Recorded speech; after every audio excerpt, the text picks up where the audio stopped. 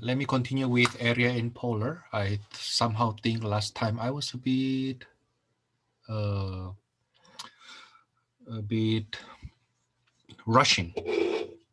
And after I take a look on my schedule, our schedule, it seems like we are okay. Let me show you our schedule again.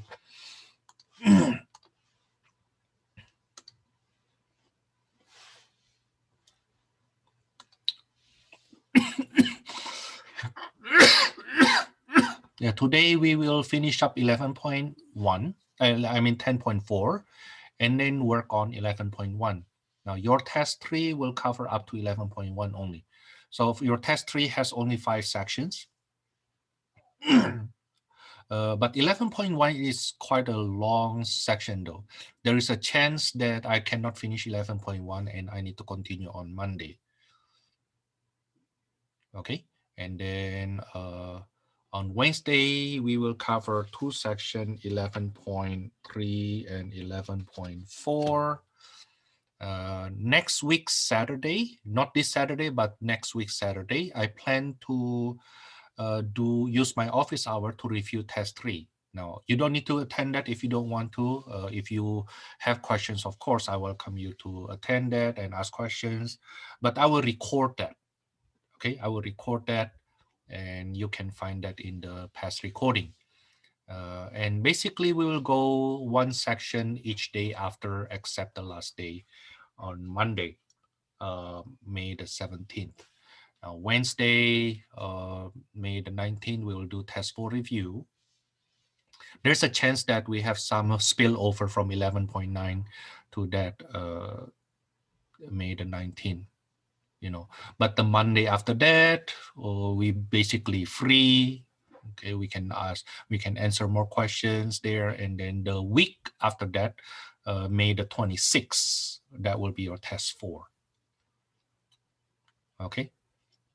So yeah, last time I was a bit rushing because I somehow think that we are very far behind. We are behind schedule compared to the lecture video that I have available, but we are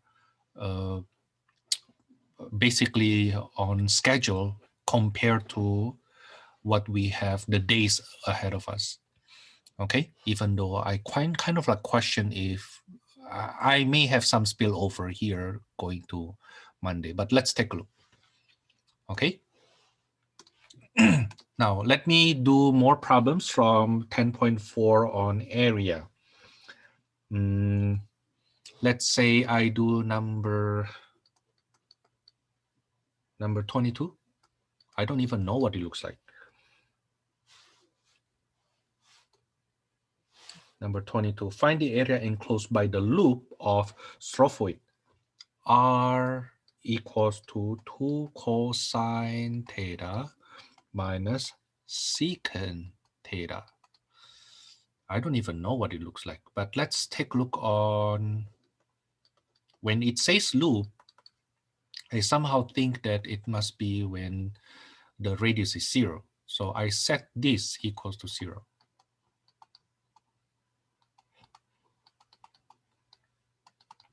So 2 cosine theta minus 1 over cosine theta equals to 0. Multiply each term by cosine theta.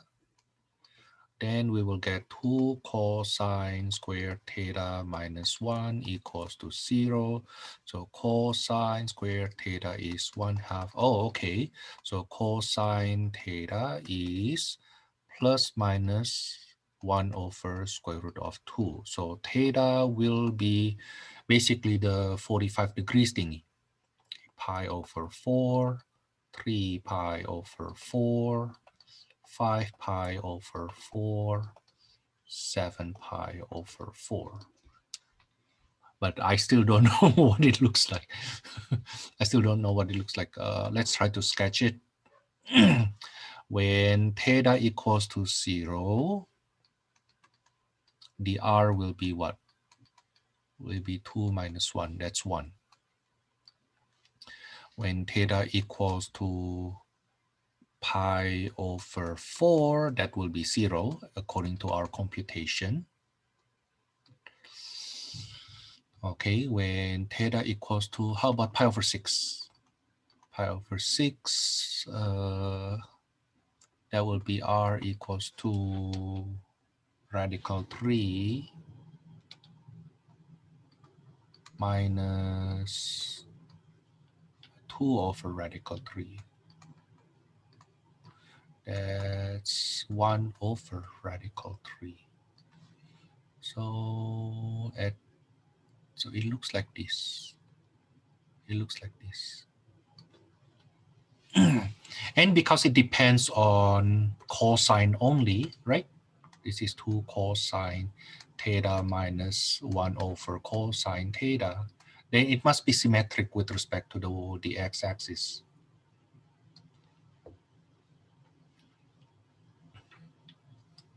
Okay, that's our one loop. So then my r squared will be 2 cosine theta minus 1 over cosine theta squared. That's 4 cosine squared theta minus 4 plus secant squared theta.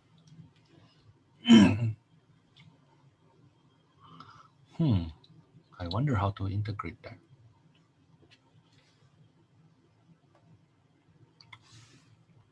So the area of one loop will be integral from negative pi over 4. Now this negative pi over 4 correspond to that 7 pi over 4, correspond to this part here later on. Okay, 2 pi over 4. Or you can also just do from pi over, well, from 0 to pi over 4, but double it. Okay, 1/2 of that r squared, which is 4 cosine squared theta minus 4 plus secant squared theta d theta. You know what? Let me just do that. So this is 2 times 1/2 integral from 0 to pi over 4. Okay. And this is negative 4 sine squared theta plus secant squared. How do we integrate secant squared? Oh, that's tangent, duh. So the 2 and 1/2 cancel.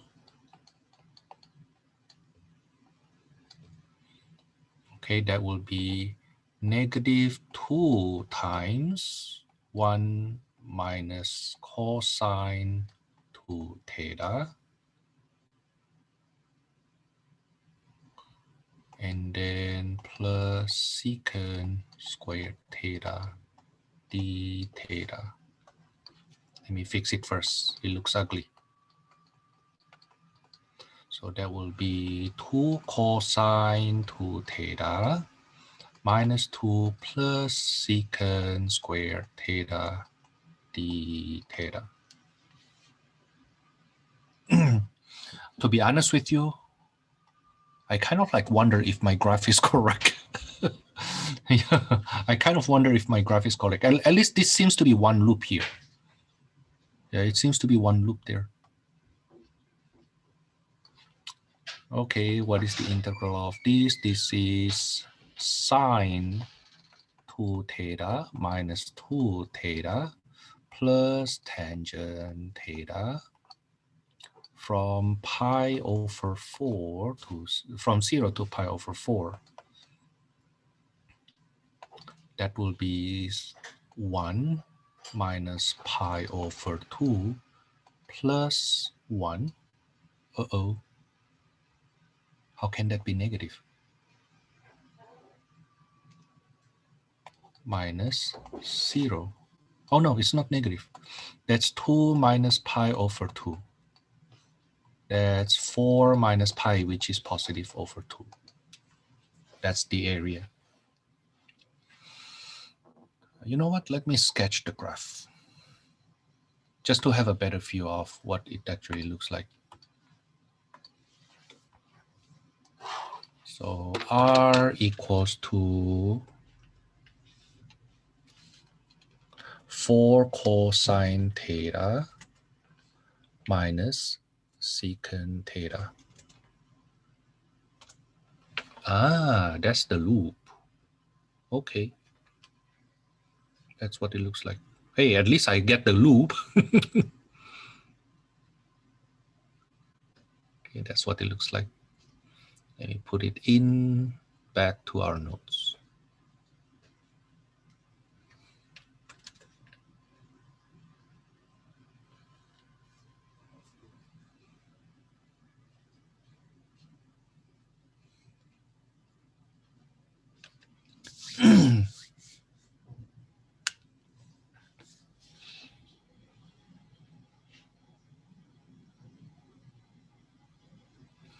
Why I feel like my answer is not good? I somehow think I make mistake in my solution, but I cannot really pinpoint where. Once I see the graph, then I somehow think I make miscomputation somewhere. Let's see.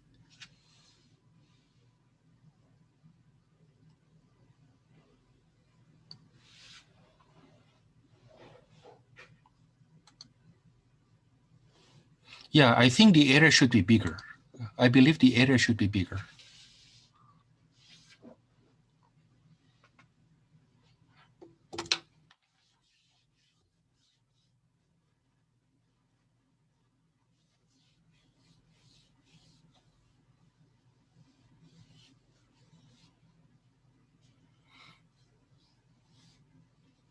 Can you find my mistake somewhere?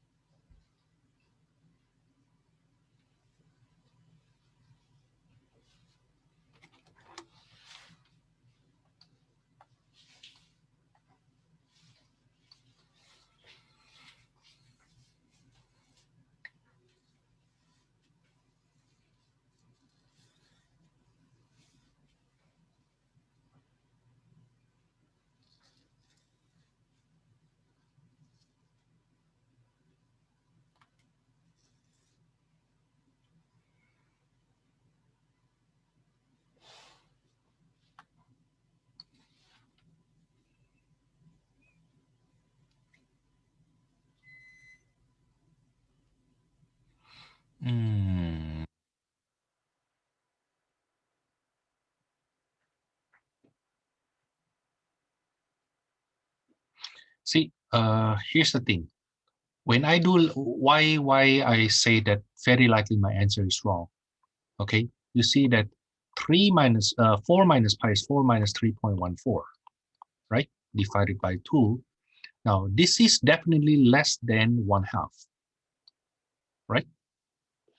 However, when you look at the graph here, this is already 1. You see what I mean?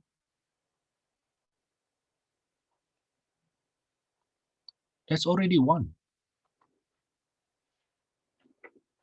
So the area is supposed to be much larger than that. Now, the thing is, I don't know where I made a mistake.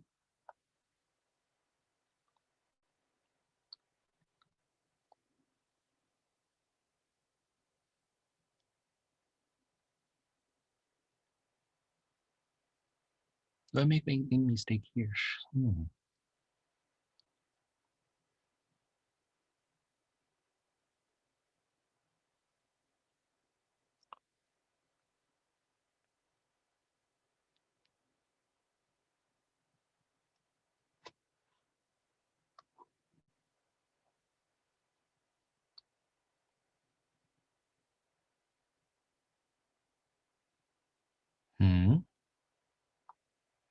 When theta equals to 0, you know what? Now I see. My bad. I see. My function is incorrect. It should be 2 here, not 4.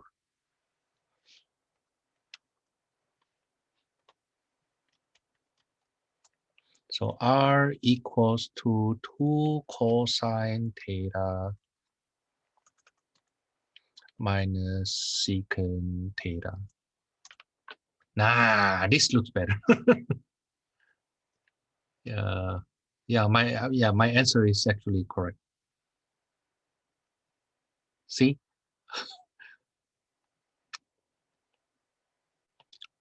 Something that you don't want to happen in your test is you change the right answer becomes wrong. That's the worst you can get. Yeah, my bad. Yeah, that's a wrong graph to start with. Now this makes more sense, right? Okay, it's less than 1/2. Yeah, it's less than 1/2. And we can actually see it this way. You see that this is 1 times approximately 0.6, right? And then this is approximately 0.6.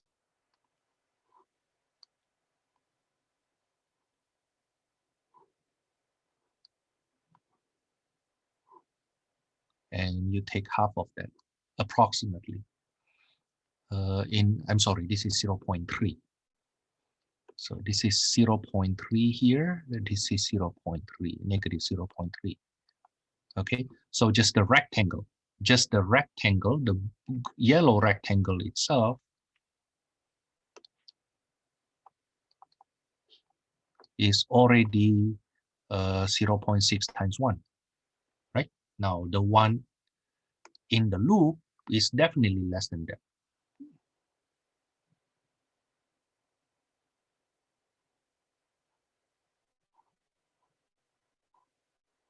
Okay, actually much less than that. Oh, hold on, my bad. I'm still at, my bad. I forgot here. So here the area of from this guy up to 1 to -3, right? The area here is 0.6. Okay, now the area of that loop is definitely less than 0.6.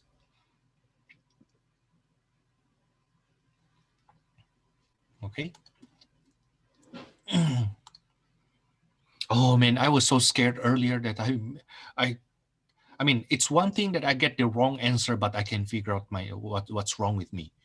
Okay, that's another thing. If I get a wrong answer, I don't even know what kind of mistake I make. Well, okay, that's for number 22. Do you have any problems that you would like me to go over from here before we get to the arc length?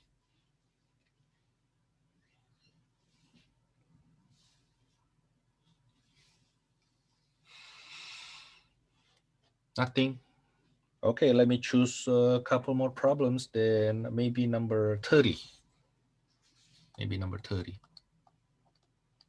So find the area in the region inside both. Inside curve 1 to be r equals to 1 plus cosine theta. Curve 2 is r equals to 1 minus cosine theta.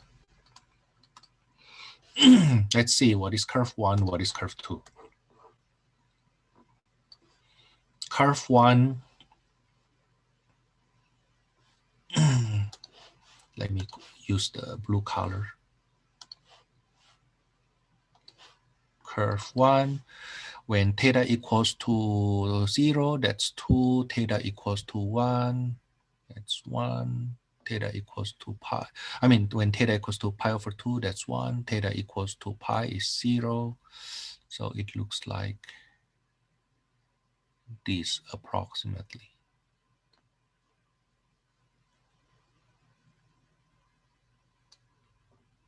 Okay, it's actually not a curve here, it's actually rounded there. And for C2, let me use red color. When theta equals to 0, that's 0. So it looks like when theta equals to pi, that's 2. So it actually looks like this.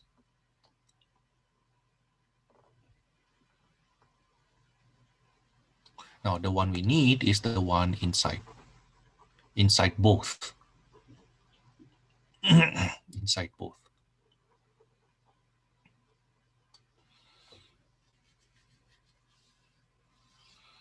Now what I will do is the area will be 4 times this area here. Is it okay? 4 times the area in green. Is it okay? Because they are symmetric, right? Which is 4 times 1/2 integral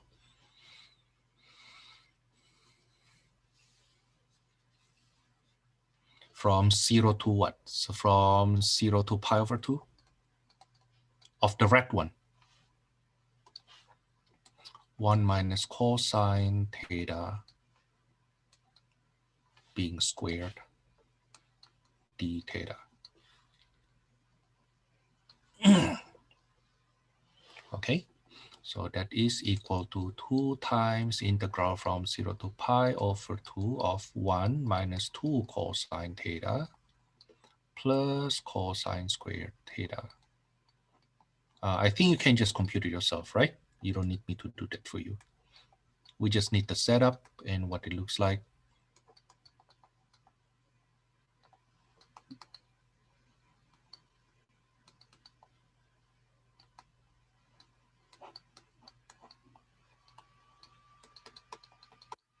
But does it make sense? I multiplied it by 4 by symmetry.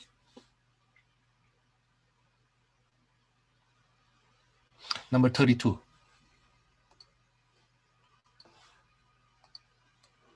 Number 32. We have inside both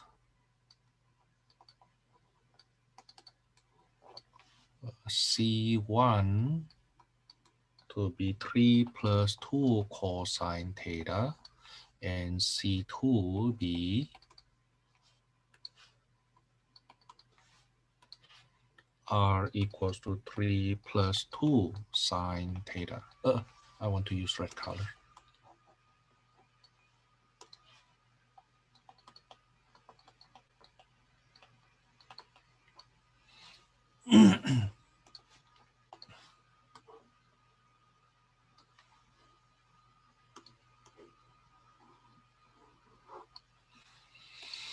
Three plus 2 cosine theta. When theta equals to 0, it's 5, and then becomes 3, and then becomes 1, becomes 3.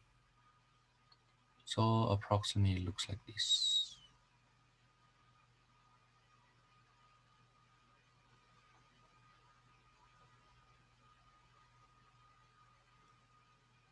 And the part here is not curved, it's actually smooth.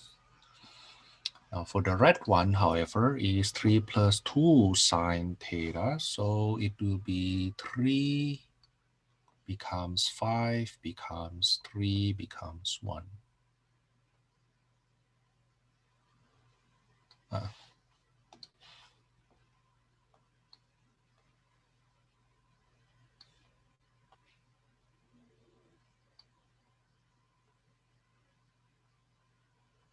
Like that.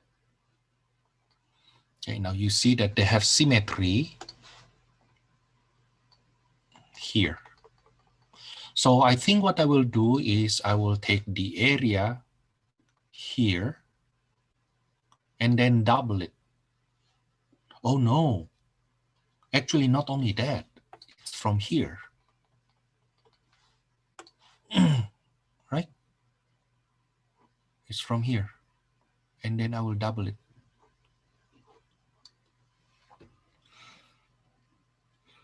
Okay, let's confirm that the intersections are on pi over 4 and 5 pi over 4 by setting them equal to each other.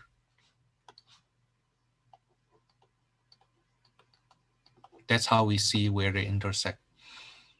Okay, so R equals to 3 plus 2 cosine theta equals to, that's the first curve, equals to the second curve, 3 plus 2 sine theta. The 3 cancels, the 2 cancels. It becomes, yeah, tangent theta equals to 1. So theta is pi over 4. Theta is 5 pi over 4. Okay. Either you do the blue, the yellow one, or you do the blue one. They're symmetric anyway.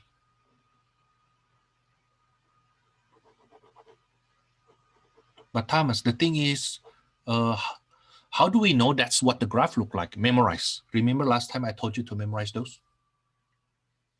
Okay, memorize. The reason I asked you to memorize those, let me see if I actually still have the note. Is it this one?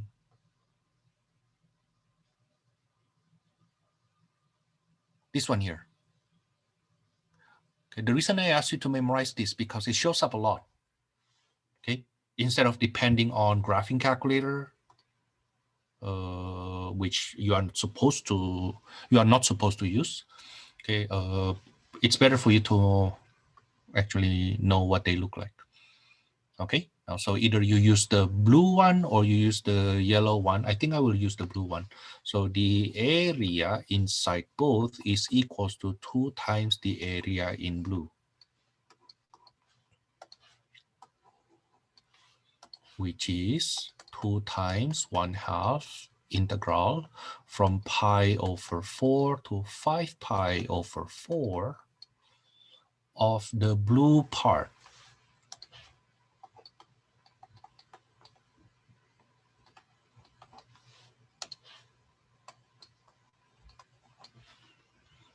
Okay, now anything after this, you can do it yourself. Right?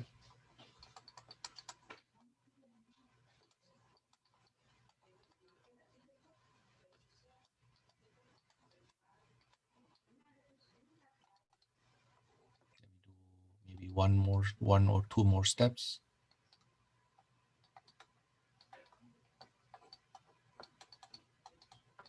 Just to set it up right. This is 4 times something over 2. That's 2 times 1 plus cosine 2 theta.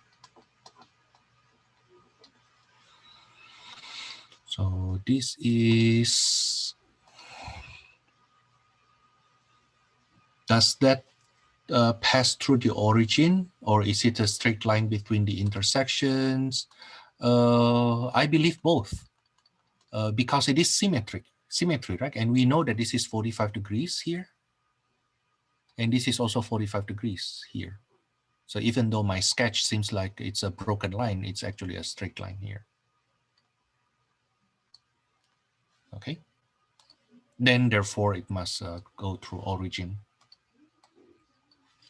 So this is integral pi over 4 to 5 pi over 4, 11 plus 12 cosine theta plus 2 times cosine 2 theta d theta. But somehow I think the last term will be 0. Yeah, somehow I think this will be 0. Yeah, because this is half a period. This is half a period. I mean, the length is pi, but the period for this cosine 2 theta is also pi, so you should kill each other. You can compute it in long way. Okay.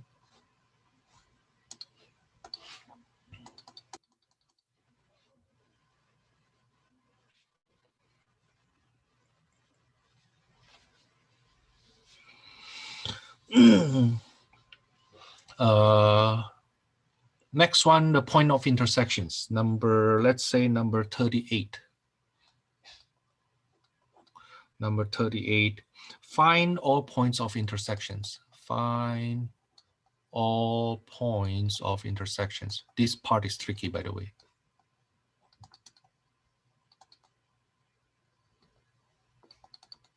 I think number 38 is not that tricky.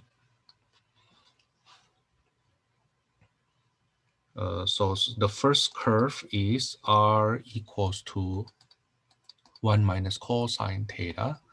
The second curve, 1 plus sine theta. If I sketch the graph, 1 minus cosine theta will look like this.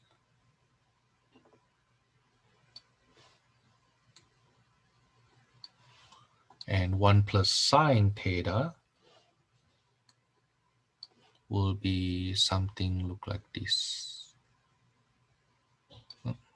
It should be 2.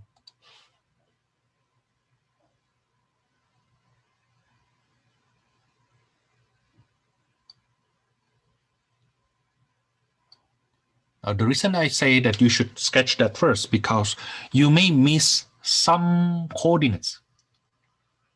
Okay, according to our sketch here, it's they're supposed to intersect at 3 different points. This guy, and that guy, right? Okay, but when we do the computation later on, you will see we will get only 2. You will see that we get only 2. Let's take a look. Okay, when we set them equal to each other, 1 minus cosine theta equals to sine theta, 1 plus sine theta, the 1 cancels, right? So we get tangent theta equals to -1, right? So theta equals to 3 pi over 4 and 7 pi over 4, which are these 2 coordinates here, this guy and this guy. Notice that we didn't detect this one. We didn't detect the origin.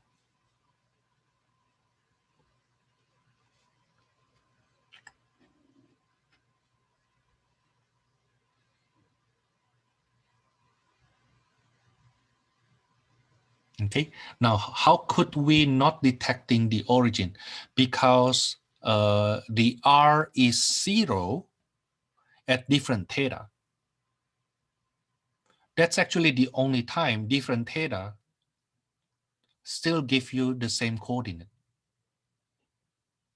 if the radius is 0. You see? Yeah. When theta equals to 0 for the blue one,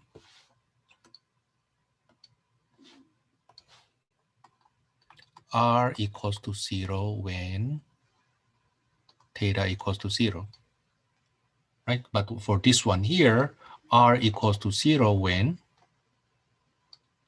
theta equals to 3 pi over 2, right? So they reach the origin at different theta, but that's still a point of intersection.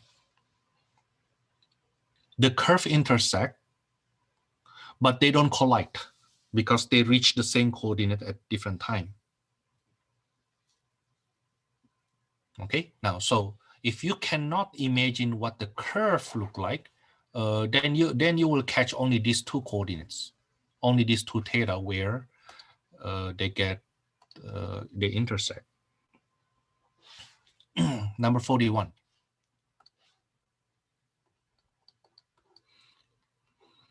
The first curve is R equals to sine theta. The second curve is R equals to sine squared theta. R equals to sine theta is a circle centered at 0,1/2. That's a circle with radius 1/2.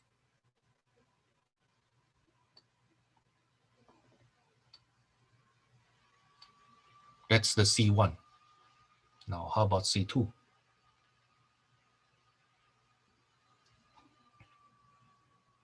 I don't know what it looks like. Yeah, I honestly don't know what it looks like. Let me think. I wonder if I can make it like this. Sine squared theta is 1 minus cosine 2 theta over 2. Does it help? No, it doesn't help.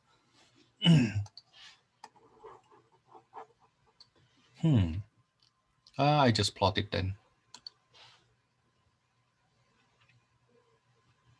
I think somehow it will look like this. It will look like an 8.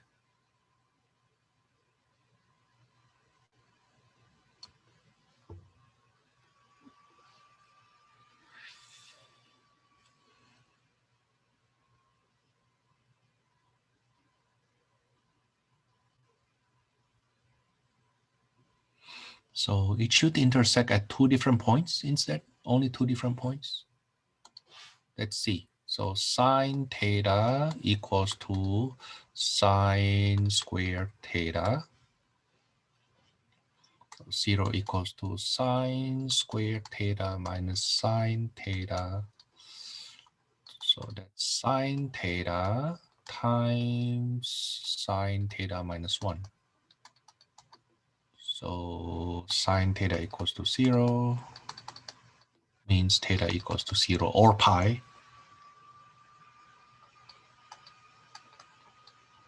And sine theta equals to 1 means theta is pi over 2. When theta equals to 0, that's at origin. When theta equals to pi, also at origin for both curves. And when theta is pi over 2, both of them here.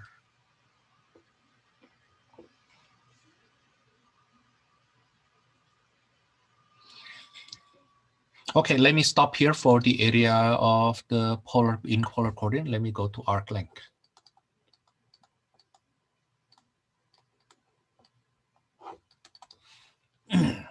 As we have learned before, the arc length is integral of square root of dx squared plus dy squared from A to B.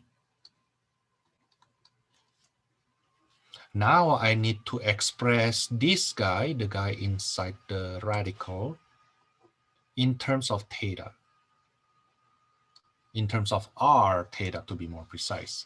Okay, so we will make it like this. This is equals to integral from alpha to beta.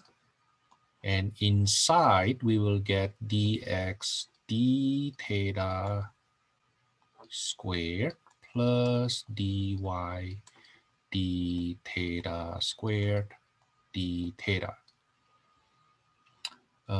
For that one, I hope you remember what we did in 10.2. We have dx dt squared, where the t is the parameter, right?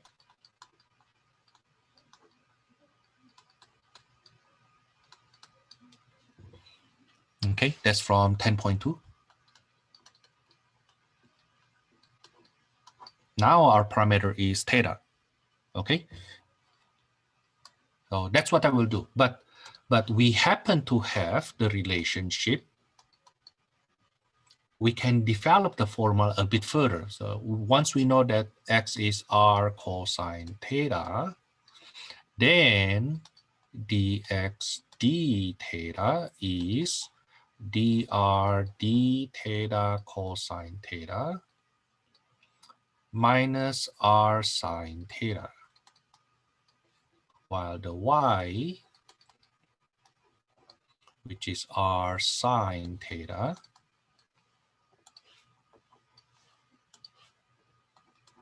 then the derivative respect to x, respect to theta will be dr d theta sine theta plus r cosine theta.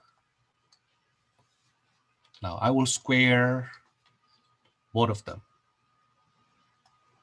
So dx d theta squared will be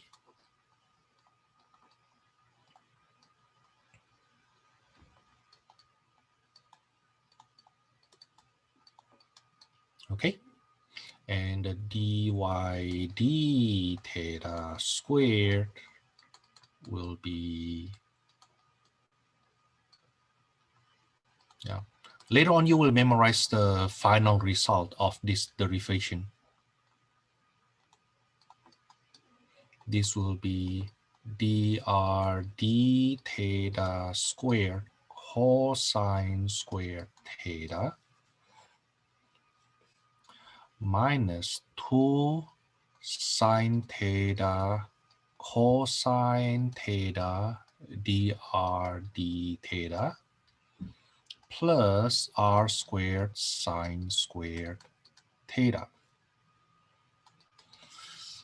Now dy d theta being squared will give us dr d theta squared sine squared theta plus 2 sine theta cosine theta dr d theta.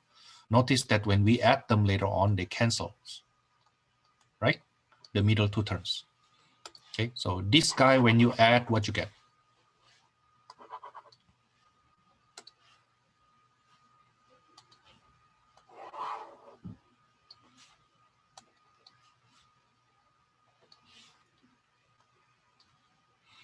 So dx d theta squared plus dy d theta squared equals to dr d theta squared. This guy cancels. Okay, now this guy here becomes plus r squared, right? So the arc length will be from theta equals to alpha to theta equals to beta square root of r squared plus dr d theta squared d theta. That's the formula.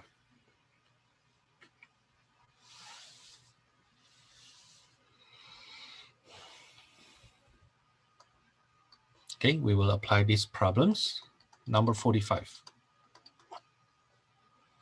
Find the exact length of the polar curve. R equals to 2 cosine theta, where the theta is from 0 to pi. Now dr d theta will be negative 2 sine theta. So when I square it, so r squared will be 4 cosine squared theta. Dr d theta squared will be 4 sine squared theta.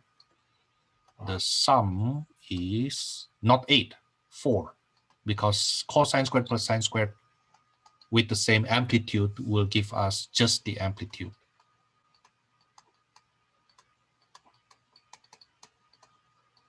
Okay, so r squared plus dr d theta squared under square root, this will be 2. So the arc length will be integral 0 to pi of 2d theta. That's 2 pi.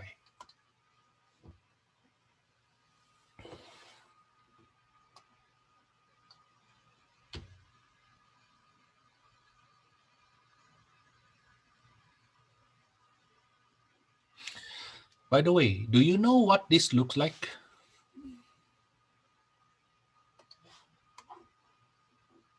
This looks like a circle.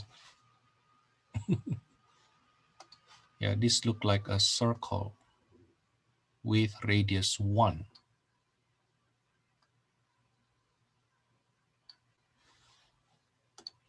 Okay, notice that when theta equals to 0, it's here.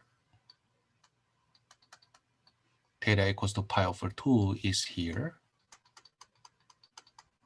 This is theta equals, I'm sorry, that's pi over 4. Theta equals to pi over 2 is here. Okay, so theta equals to pi, it's here again.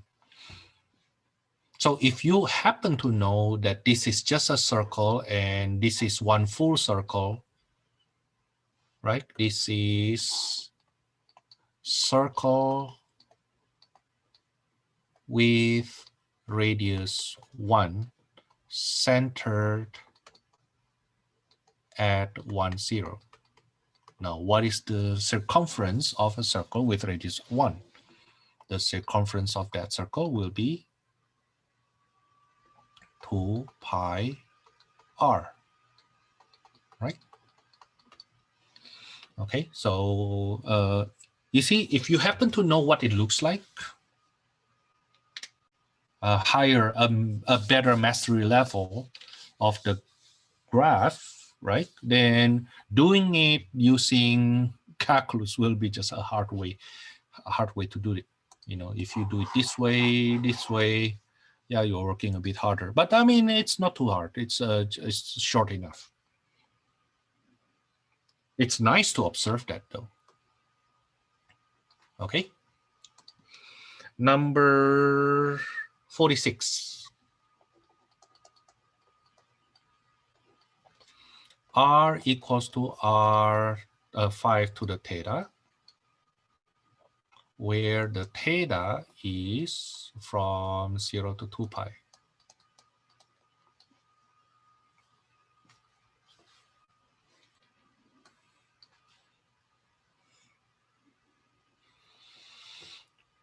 Okay, so R squared is R to the 2 theta.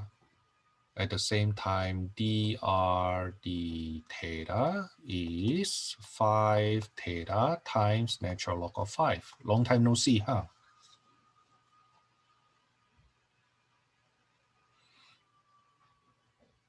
Okay, so dr d theta squared is 5 to the 2 theta, natural log of 5 being squared.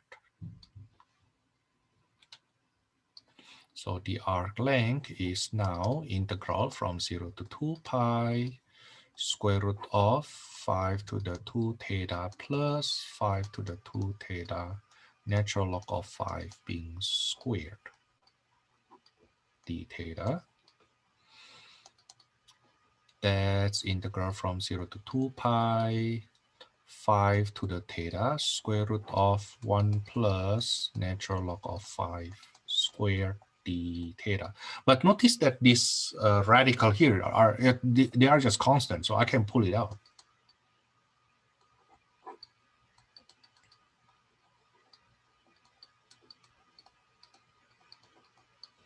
Okay, what I need to integrate is this guy.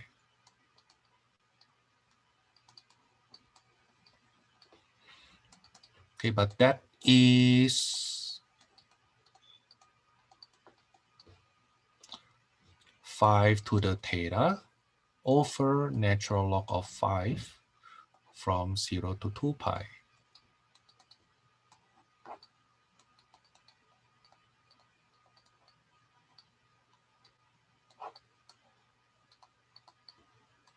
Five to the 2 pi minus 1.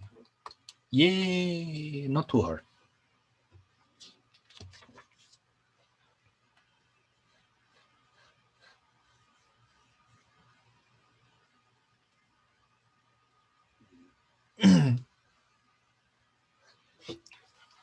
They don't really have the following question, but maybe it's because too hard to develop this. But number 55 is interesting.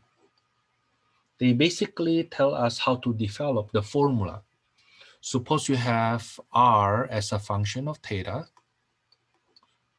okay, where theta is from A to B.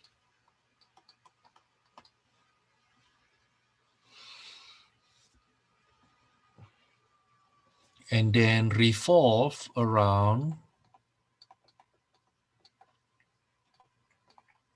polar axis.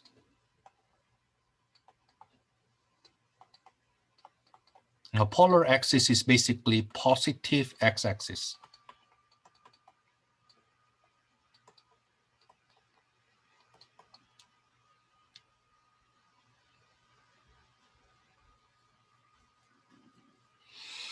Okay, that's positive x-axis. So let's say this is the pole. It's the origin, and your curve look like this. Now, so your radius will be this guy, right? If you revolve around the polar axis.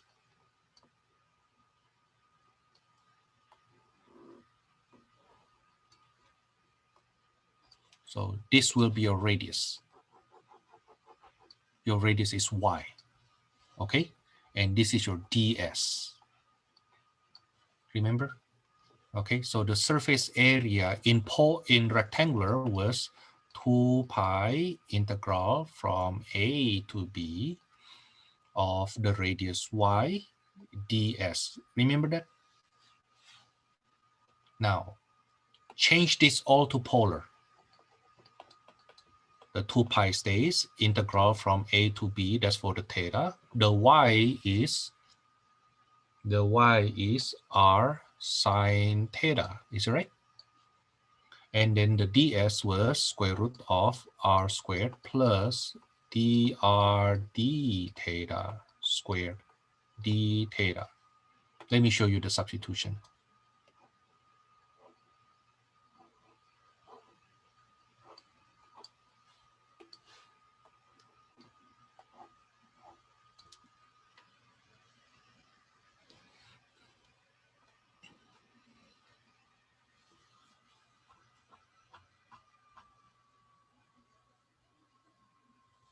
Okay, that's the formula. Nice to know. I think the work is so complicated such that they don't provide us any question from here. Now your suggested homework will be number basically 45 to 48. You know what? Maybe I say it this way, suggested homework from this 10.4b will be from number 29 to number 41 and then 45 to 48, especially number 48. Make sure you try it.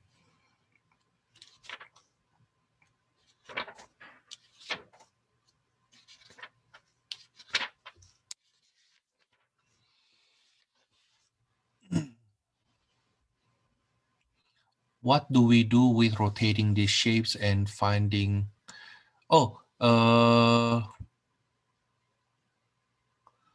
what is it relevant for later on? No, nothing. So Robert's question is, where will we use it? For future, nothing. Basically, we are done with the integral part. In rectangular, in polar, in parametric, we are done. Now, chapter 11 will be something actually totally new. Okay. Chapter 11 is on sequence, infinite sequence, and series.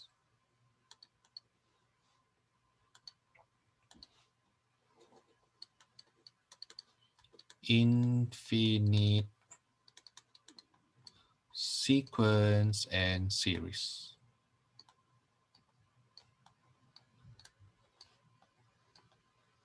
In 11.1, we will do sequences.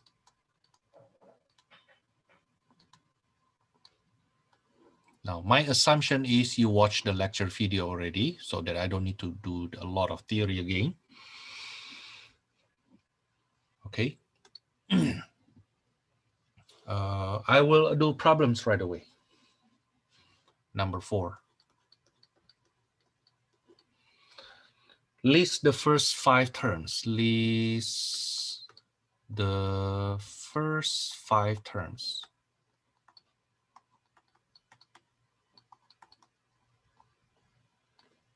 of a sub n equals to 3 to the n over 1 plus 2 to the n.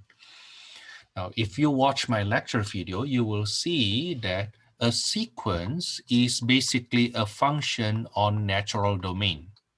Instead of the whole real numbers, it's just a function on positive integers, or maybe a function on integers. Okay. So let's say for example, if my fx equals to 2x plus 1, then the graph will be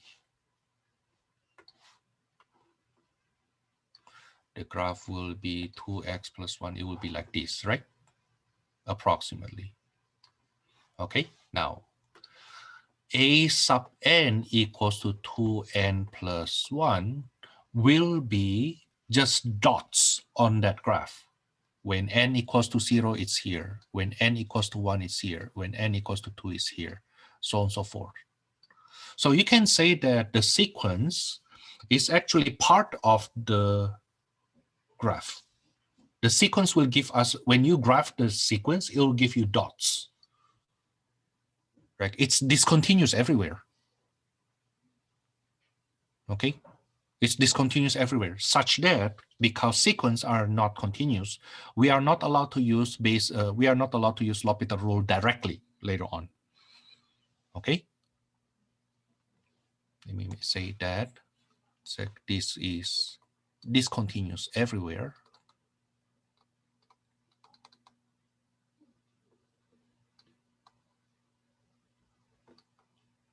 And it is simply because the domain already discontinuous, right?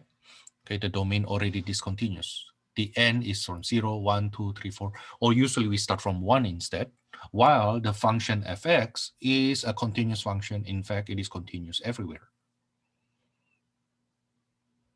Okay, now because sequence is discontinuous everywhere, then one big warning: cannot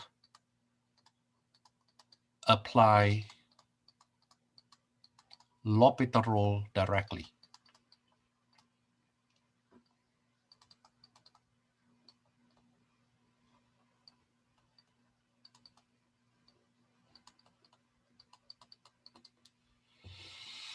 Okay.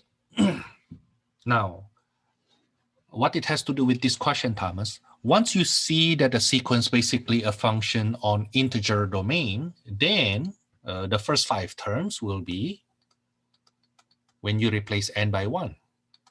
The first 5 terms will be a1, a2, a3, a4, a5. Basically, you replace the n by 1, by 2,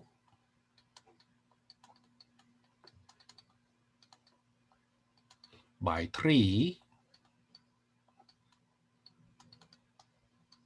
You see what I mean?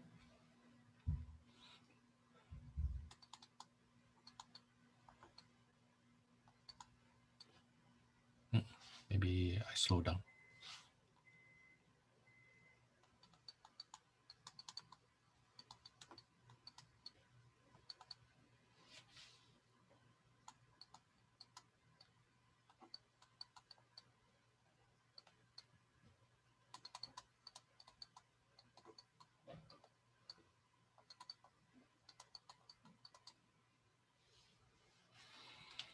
Okay.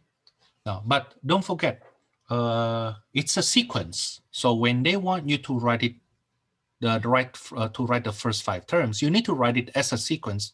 What I did earlier, we get the numbers, okay? But now I will write it as a sequence: 1, 9 over 5, 3, 81 over 17, 81 over 11.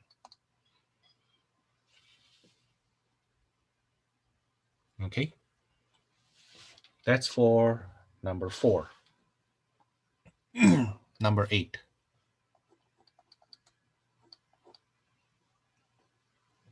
A sub n equals to -1 to the n over n factorial plus 1. So the first 5 terms will be a1 is, when n equals to 1, that's -1 over 1 factorial is 1. So that's -1/2. When n equals to 2, -1 squared, that's 1.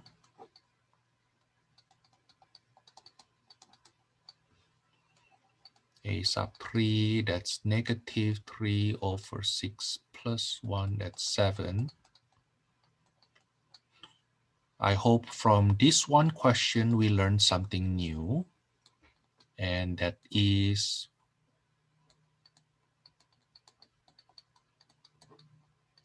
you notice that -1 to the n give you plus minus plus minus plus minus. If you want to have plus first, either you use -1 to the n plus 1, or you use -1 to the n minus 1. Then you will get plus first. This is important if later on we try to develop the general formula of a sequence.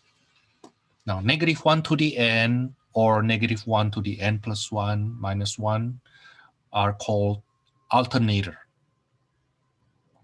We call this alternator. It makes the sequence alternate plus minus plus minus plus minus. Okay, let's see A5. A sub 5 is -5 over 120 plus 1. That's -5 over 121. So the first 5 term will be -1/2 plus 2/3 -3/7 plus 4 over 25 minus 5 over 121. You see that? I wonder what happened here. I don't think I move it, but why it seems to be moved? Yeah, that's what it's supposed to look like.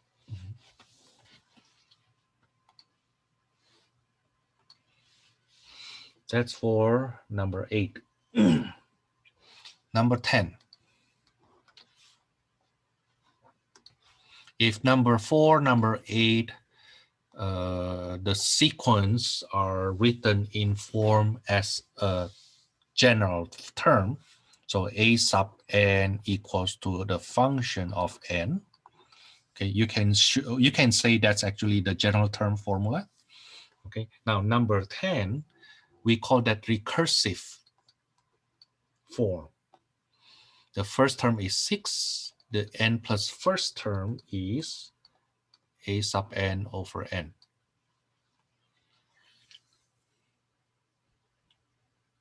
Okay, so the first 5 terms will be as the following. Now, A1 is 6. What is A2? A2 is A1 over 1, right? According to that formula, which is 6 over 1, which is 6. So we call that recursive because the next term is defined as a function of the previous term. So if I ask you what is A10, you need to first find A1, 2, 3, 4, 5, 6, 7, 8, 9 before you get A10. It's recursive.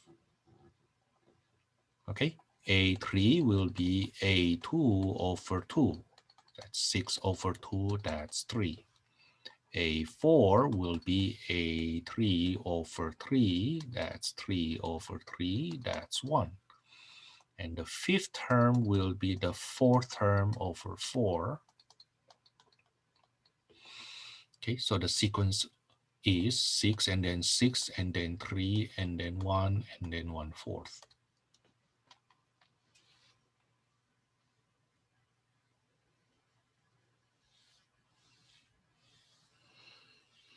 Now, let's see number 12. Number 12, we go backward. They give us the sequence. I'm sorry, number 14. Number 14, they give us the sequence 1, -1/3, 1, 9, -1 over 27, 1 over 81, and so on and so forth. Okay, now let's see that we can write this as 1 over 1, right? Okay, so it would be 1 over 1, 3, 9, 27. That's 3 to the n, but when n equals to 1, it's supposed to be 0. So 3 to the n minus 1. How about that? Okay, let's see what's wrong, what's not really right. We know the denominator will be exponent of 3 with base 3, right? Okay, but when n equals to 1, it will give us 1/3 instead of 1. When n equals to 2, it will give us 1/9 instead of 1 over 3, right? Okay, so let's delay that by 1. Then you see that we get the pattern. Okay, now then we take care of the plus minus, plus minus, plus first and then minus and then plus and then minus and then plus. That's the alternator. But when n equals to 1, it will be negative. I need that to be positive.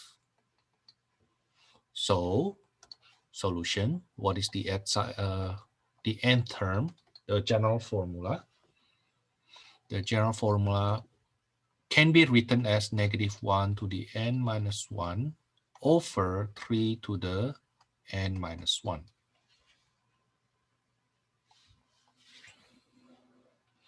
Or you can also write it as -1/3 to the n minus 1. But we can simplify this further. We can simplify this further. So I can write this as -1/3 to the n times -1/3 to the -1, which will give me -3 -1/3 to the n. Okay, so you see what I'm trying to say is we can get a sequence and different ways to write the terms. The way to write the terms is not unique. Okay, now it depends on how far you want to simplify. Now, of course, the purpose of simplifying will be useful later on when we get into 11.2 and more. So learn to simplify as much as possible from now on.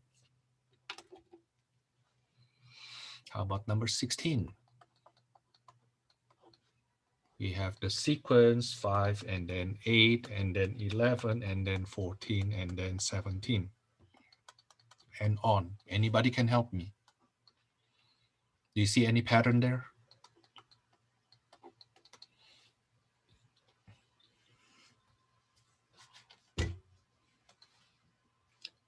Keep on adding 3, right? Yeah. Yeah, keep on adding 3. That's right, keep on adding 3.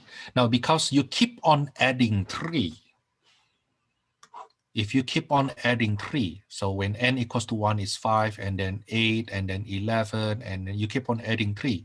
Now, you then realize that if you keep on adding a certain number, then it becomes, if you look at the full function, it is actually a linear function. So, in other words, this must be very similar to a linear function 3n plus something, right? Instead of 3x plus something. The slope is 3, we know, right? Okay, now find the b. When n equals to 1, we have a1 equals to 3 times 1 plus b. It's supposed to be 5. So b is equal to 2. So the general form will be 3n plus 2. Okay, so please remember this one. Note, if the sequence is increasing or decreasing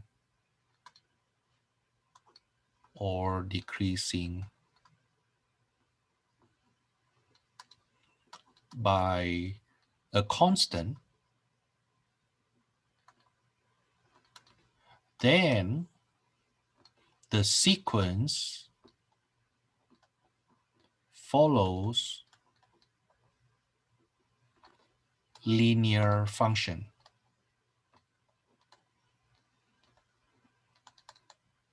In fact, we call that sequence arithmetic sequence. A sequence that follow linear function is called arithmetic sequence.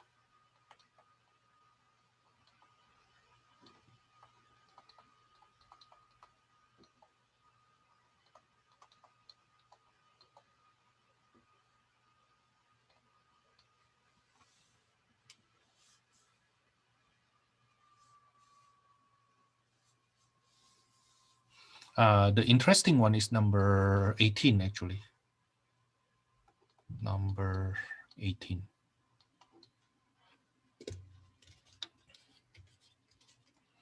The sequence is 1, 0, -1, 0, 1, 0, -1, 0. Can you find pattern for this?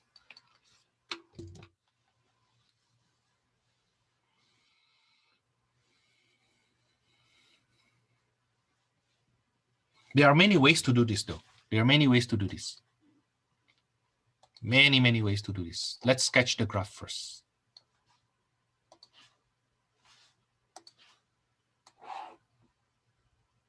So you start from 1 and then 0 and then -1 and then 0 and then 1 and then 0 and then -1, so on and so forth.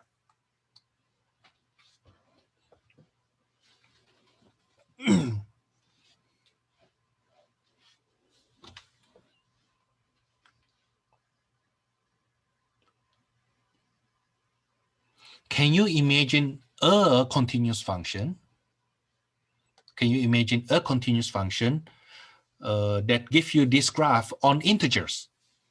And yes, it's cosine. Now we need to adjust the period though. Okay, it's not cosine x. In this case, it's not cosine n.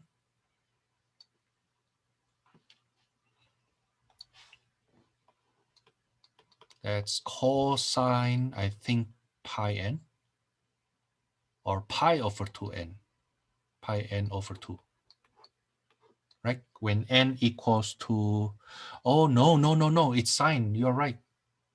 Because my first term is 1. Let me move this away.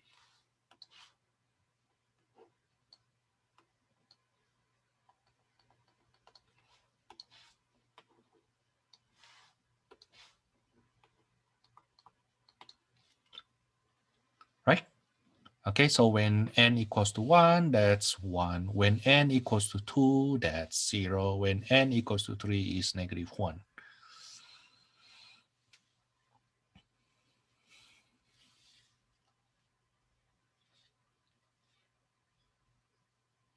But I think we have another way to do this.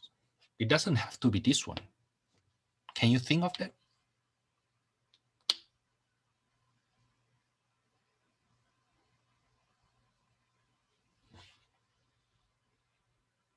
Notice that every even it's odd, right? Another way to look at that, we need an alternative way.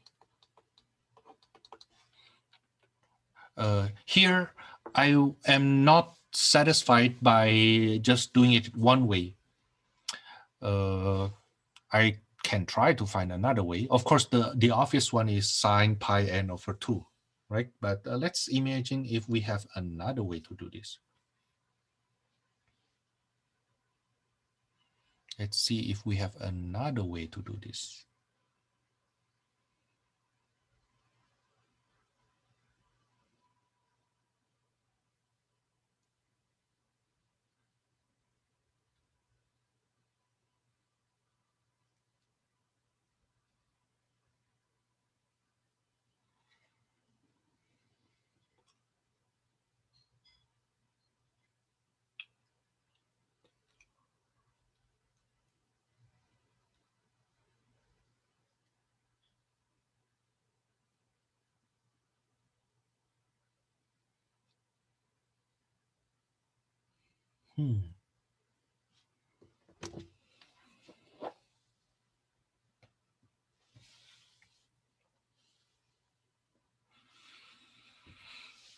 Would you like to think about that a bit?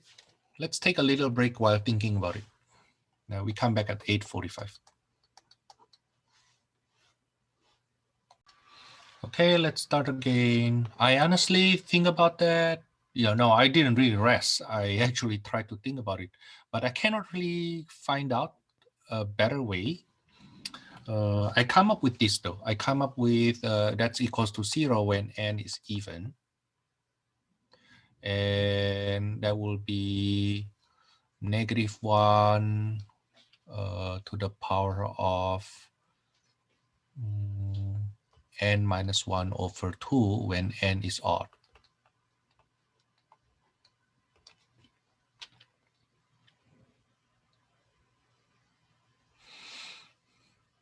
So I make it into piecewise defined sequence as opposed to piecewise defined function.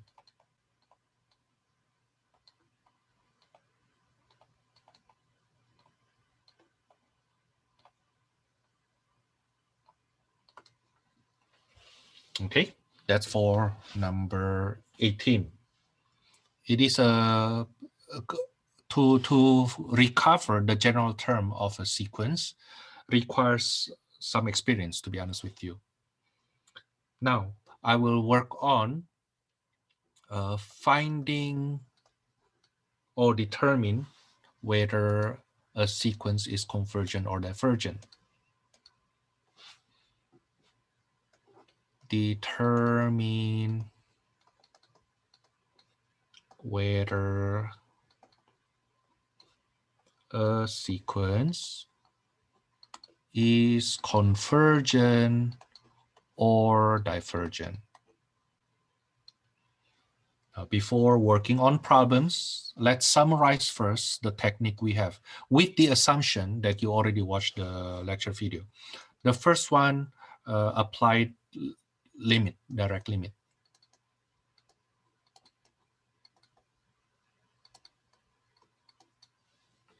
The second method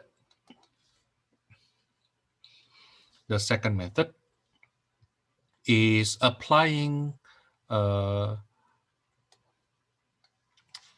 following. If the absolute value of the terms converge to 0, then the sequence itself convergent to 0. We will see example later on.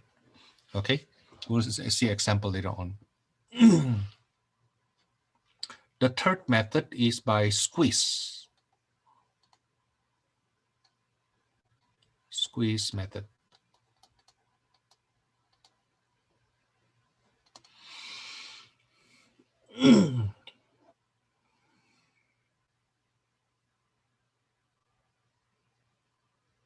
And finally, another one, we have a continuous superposition function.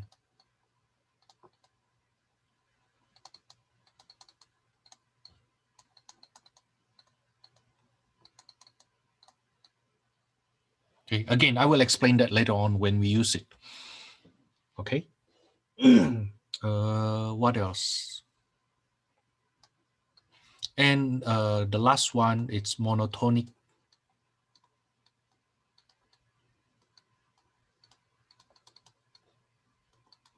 bounded theorem.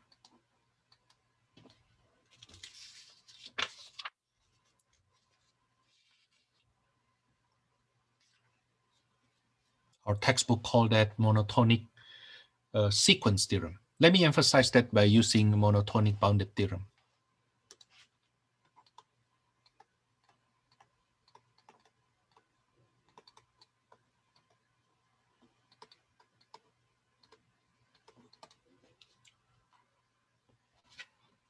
Okay, now again, these techniques were explained in my lecture. What I do here is to apply just apply these techniques into problems. I do number 24.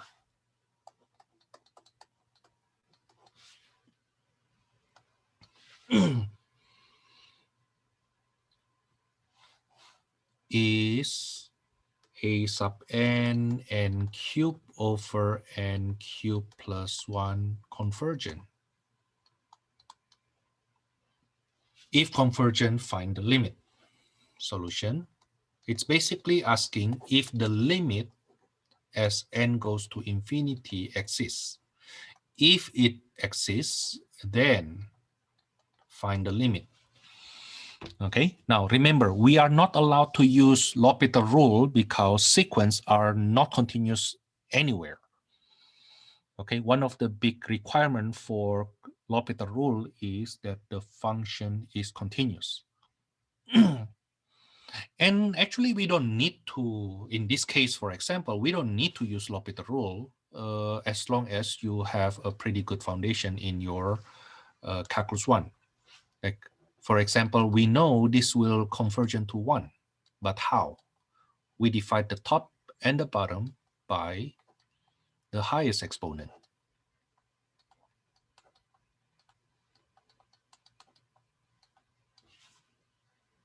You see what I mean? Okay, so we get limit n goes to infinity of 1 over 1 plus 1 over n cubed, right? That will be 1 over 1 plus 0, that is 1. This is what I meant by just apply the limit directly. Of course, with the rules that we learned from calculus 1. Is a sub n cubed over n plus 1 convergent? Solution. The degree on the top is higher than the degree at the bottom, right? So it will go to infinity, but why? Yeah, divide by n first. Divide by n, so on the top is n squared, at the bottom will be 1 plus 1 over n, right?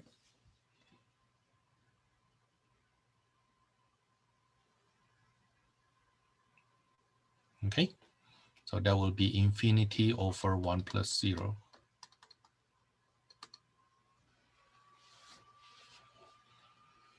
Easy enough? Number 28 is 3 to the n plus 2 over 5 to the n convergent.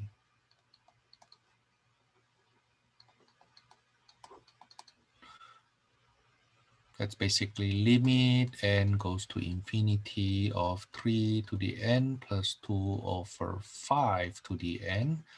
That's equals to limit n goes to infinity. Both of them, the top and the bottom, goes to infinity, right? But when we look at the ratio, that is 3/5 to the n. Now, you remember exponential function? You remember exponential function? If exponential function with base less than 1,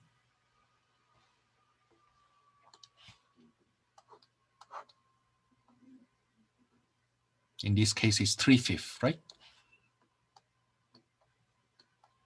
Then it is convergent to 0.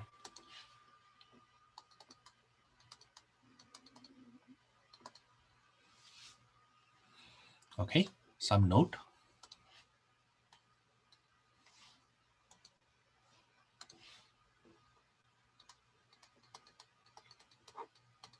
If a sequence follows, maybe I say that the sequence has common ratio, instead of common difference, you keep on adding the same number, subtracting the same number. This one, you have common ratio. You keep on multiplying by the same number. Then the sequence follows exponential function.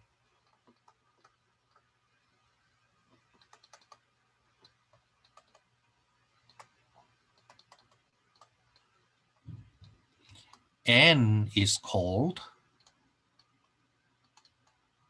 that sequence is called geometric sequence.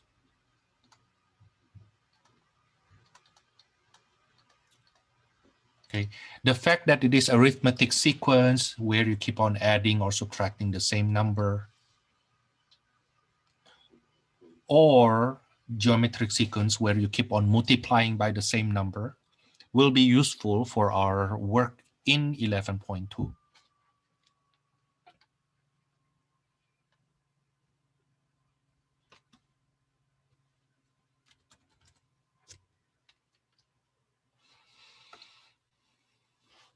Let's see more. Number 30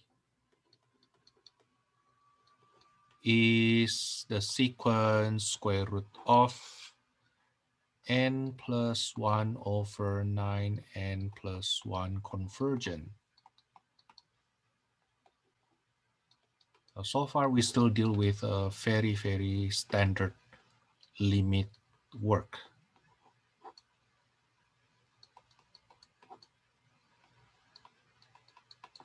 Limit of square root is square root of limit.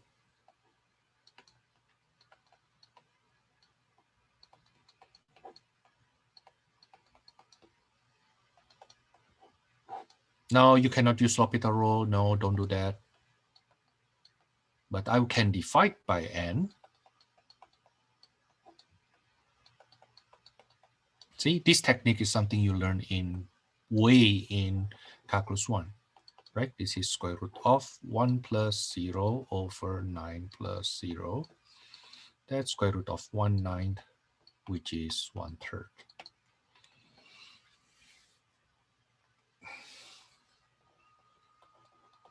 Number 32 is a sub n e to the 2n over n plus 2 convergent.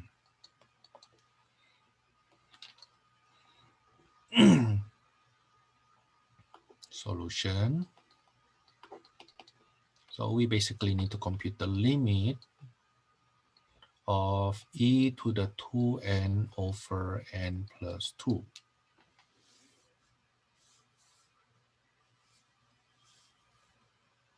I prefer to use log. Okay, let me start with this. Instead of attacking that right away, we will have this. So apply natural log, right? So that will be 2n over n plus 2. Now limit of n goes to infinity of natural log of a sub n will be limit n goes to infinity of 2n over n plus 2. Now limit of log equals to log of limit. We have that long time ago.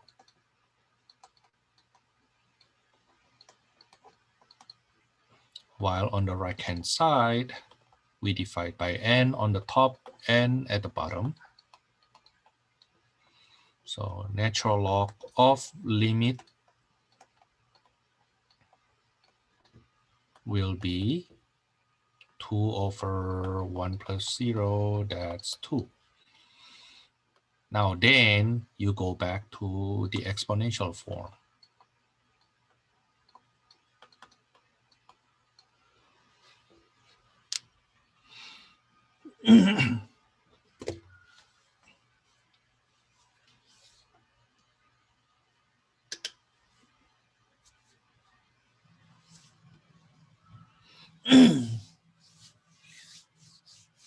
Okay, now that's for the direct limit situation. Second method, number 34, we have is the nth term equals to -1 to the n plus 1 times n over n plus square root of n convergent. The thing is, this is alternating. Right? Why? We have that alternator there, right? -1 to the n. So instead of dealing with the sequence directly, let's deal with the absolute value of that sequence.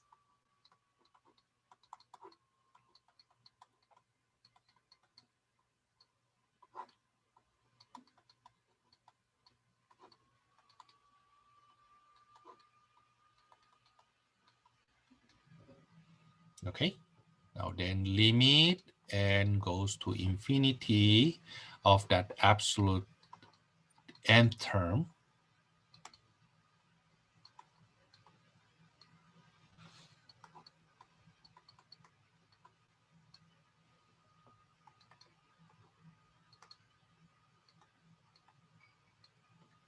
That's 1 over 1 plus 1 over square root of n that is not 0. This is equals to 1.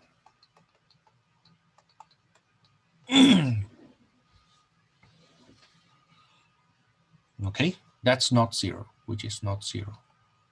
So if we work with the original sequence,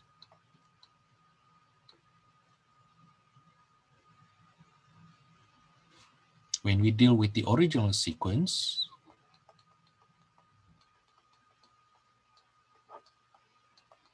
when n is very, very large, that will be 1 for n large and odd.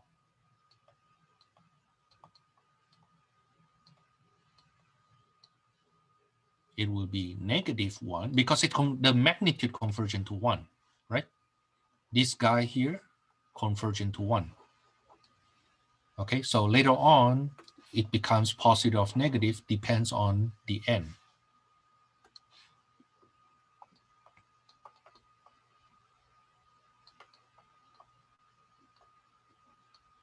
So therefore, A sub n is divergent.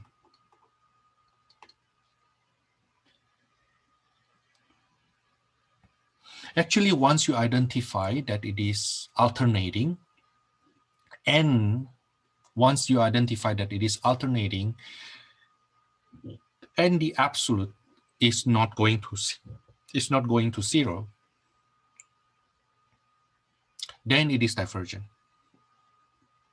Maybe I write it here. Note. If A sub n is alternating,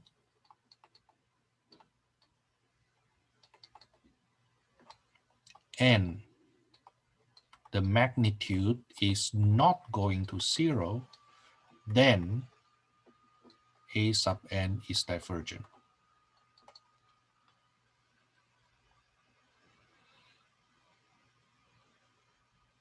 Let's try to sketch this so that you have a better feeling. Give me a second. Let me graph that.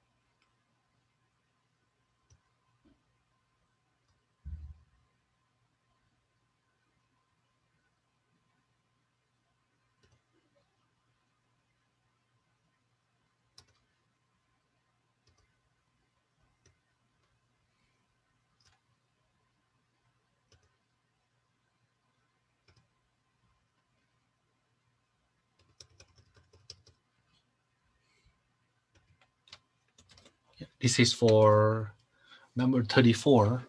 If I make them continuous, so like for example, the top one here, I make it y equals to x over x plus square root of x. And the bottom one is y equals to negative x over x plus square root of x. Now, when n equals to 1, when n equals to 1 is here, when n equals to 2 is here, n equals to 3 is here, n equals to 4 is here. You see? Now, the fact that the magnitude is not going to 0, but it is alternating, it means eventually this function later on will be alternating 0, 1, 0, 1, 0, 1.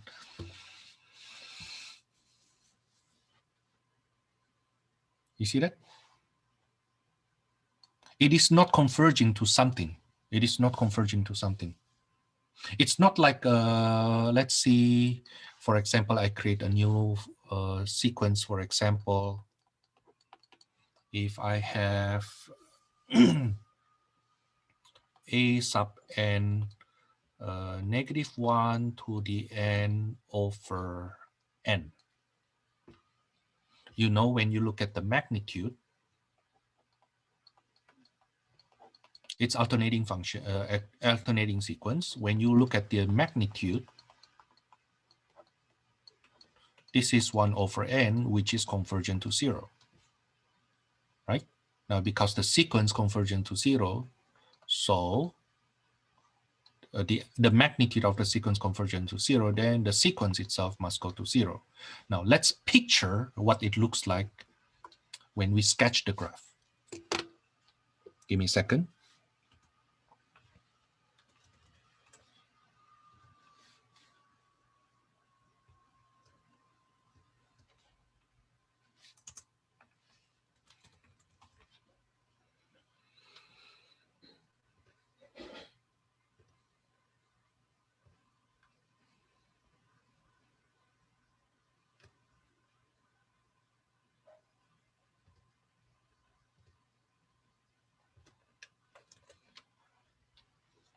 You see, when x equals to 1, when n equals to 1 is here, when n equals to 2 is here, and here, and here.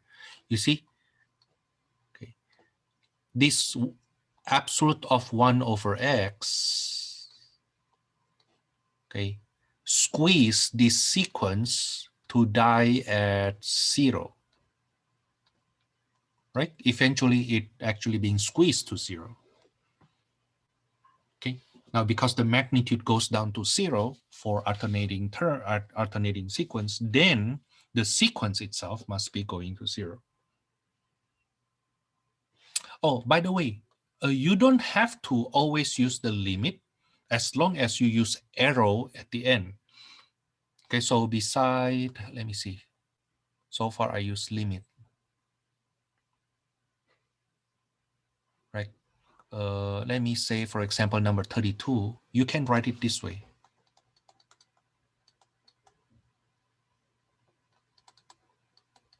So another way to show the work.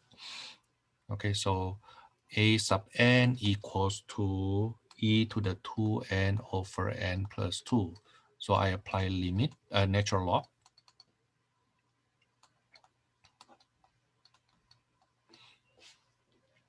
Okay, and you say this is equal to 2 over 1 plus 2 over n. And then you say this is convergent to 2.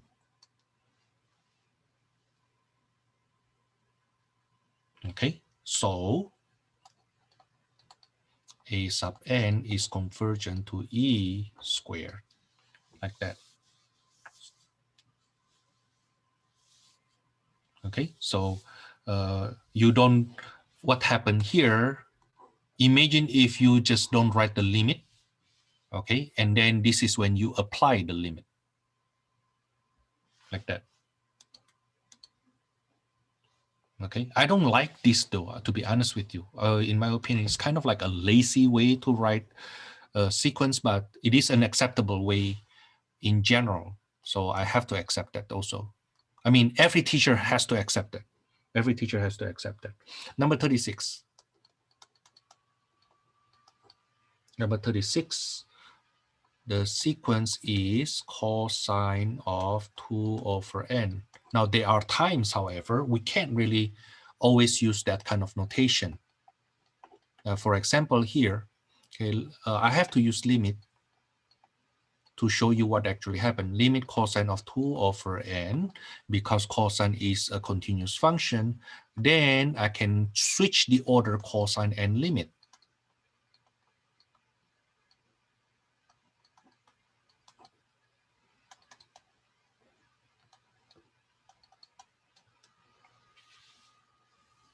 Okay, now writing it without limit condition, cosine 2 over n, this goes to 1, it's kind of like questionable. How do you get that? You know, there are actually 2 steps there. You need to switch the limit and the cosine. Right? That's why some teachers don't like this notation, because it doesn't apply all the time. Okay, number 36 is better done using that method. Number 38. I do a lot of problems, so that you feel it. But I hope I don't confuse you with working on so many problems. A sub n equals to natural log of n over natural log of 2n. How do you do this? This is natural log of n over natural log of 2 plus natural log of n. Is it right? Log of product equals to sum of logs. Now then I divide the top and the bottom by natural log of n.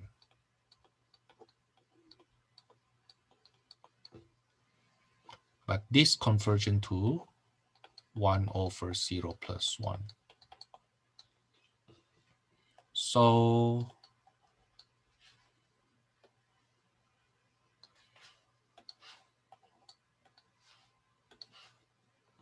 natural log of n over natural log of 2n converges to 1.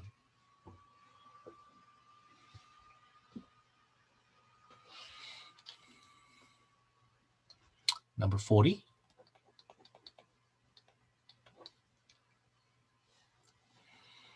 The sequence of tangent inverse of n over n. Now we know that tangent inverse of n is actually bounded below by 0 and bounded above by pi over 2. Yes, you just need to find if it is convergent or divergent. If it is convergent, you need to find the limit. That's what the question says.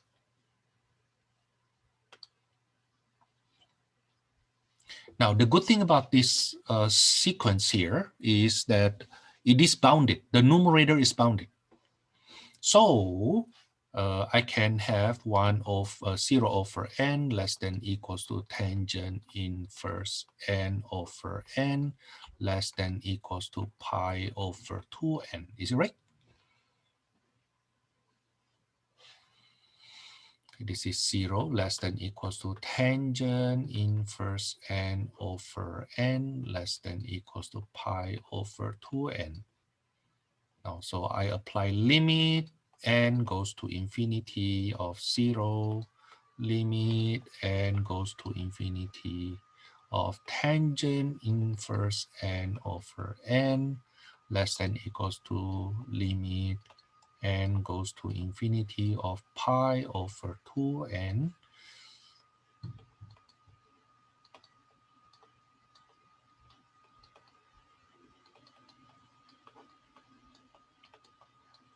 Okay, now then you need to give the reason by squeeze theorem.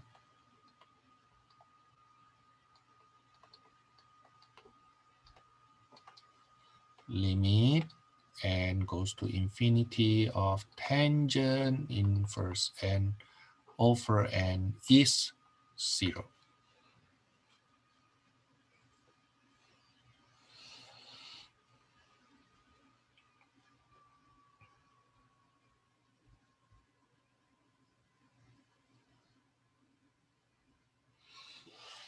I want to rest a little bit. Can you try number 44?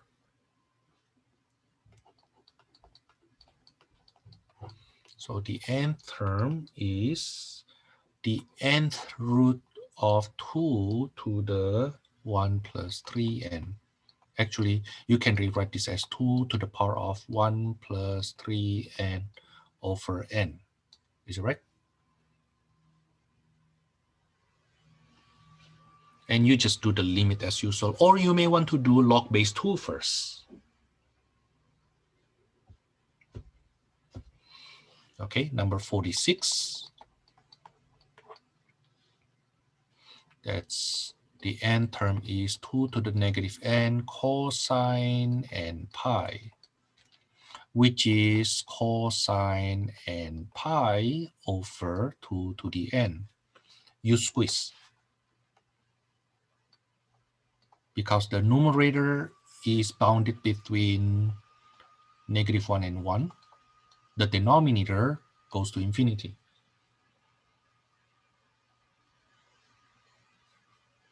Okay. Let me ask you to work it out, maybe 2 minutes for each. We come back at, I will come back at 9:20, but you work on that.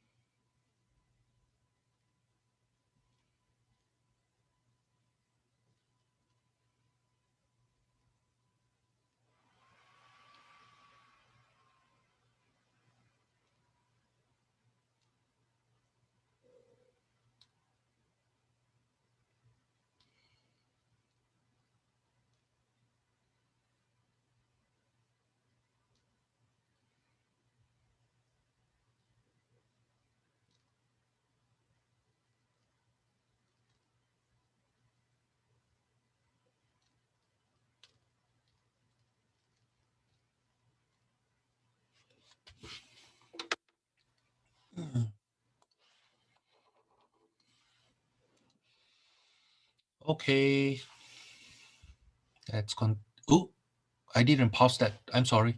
So this is equals to 2 to the 1 over n plus 3, which is convergent to 2 to the 0 plus 3, which is 8. So a sub n, maybe I describe the sequence better. Nth root of 2 to the 1 plus 3n is convergent to 8.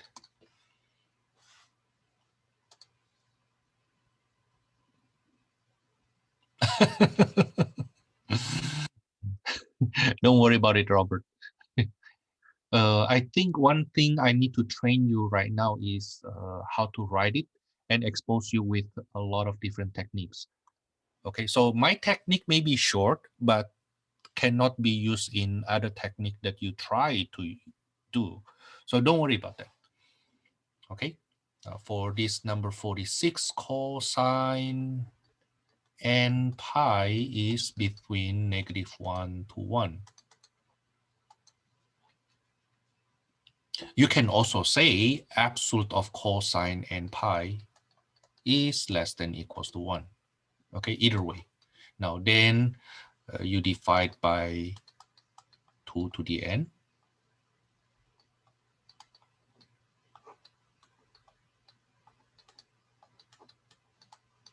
And apply limit.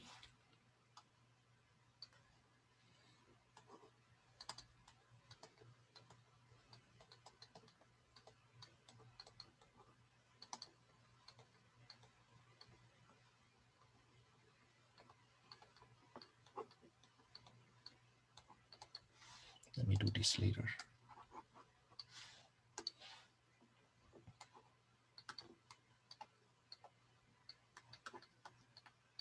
Now this is 0 less than equals to limit n goes to infinity of cosine n pi over 2 to the n less than equals to 0. So by squeeze theorem,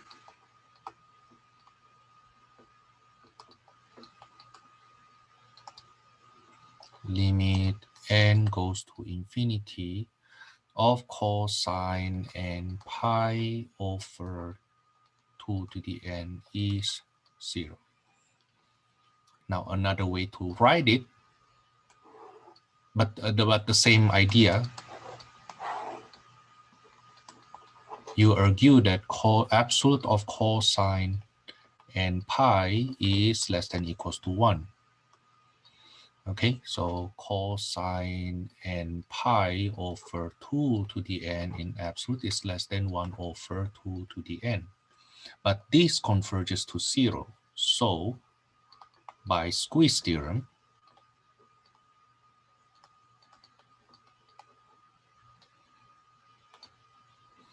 okay, absolute of cosine n pi over 2 to the n must be convergent to 0. But absolute of a sequence convergence to 0 implies the sequence itself must be convergent to 0.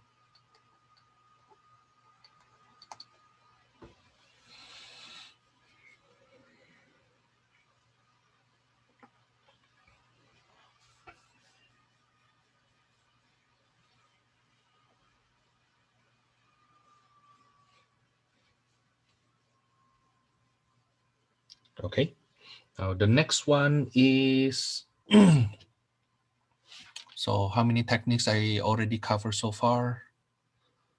The direct limit, and then limit of absolute equals to 0 implies the sequence equals to 0. The squeeze method, we already done that also. The fourth one, continuous superposition function. That's when we don't know what to do.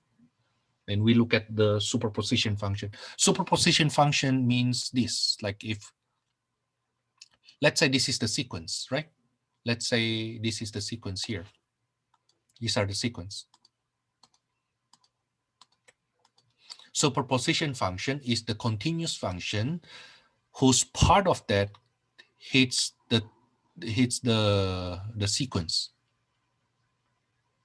So I look at a function which is continuous, where the sequence is the part of that function. You see what I mean? Okay, that's what we mean by continuous superposition function. Now that's a terminology that I invent myself. Okay, I don't really know what is the correct terms. You know, I basically translate that from what I learned back in Indonesia. Okay, the continuous superposition function, it has to be continuous function. Superposition means that function is larger than the sequence.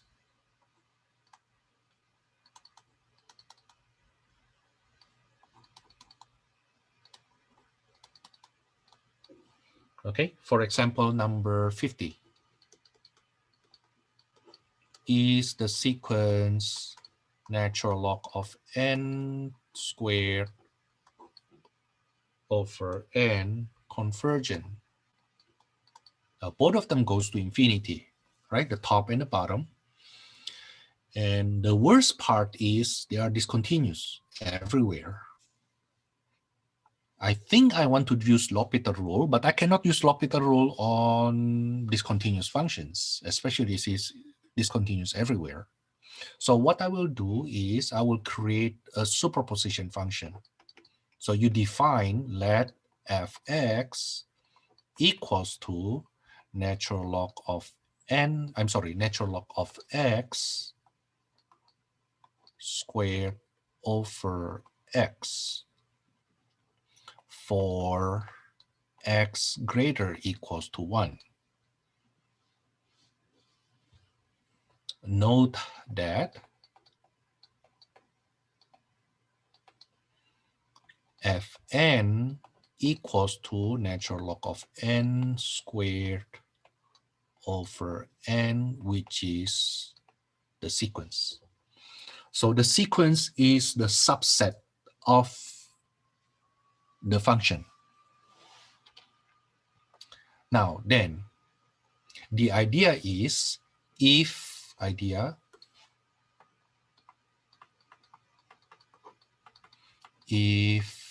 fx is the continuous superposition function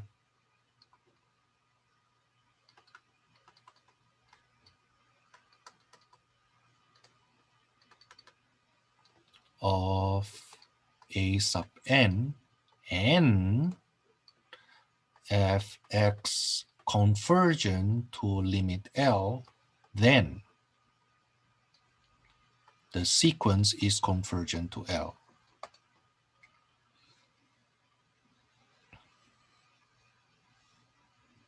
Okay.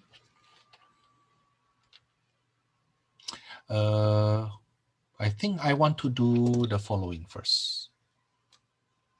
I will show you an example of that kind of function.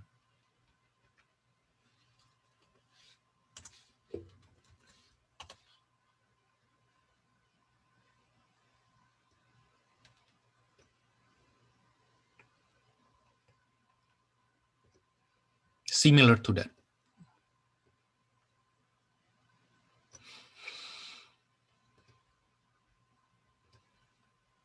This is the graph of sine x over x.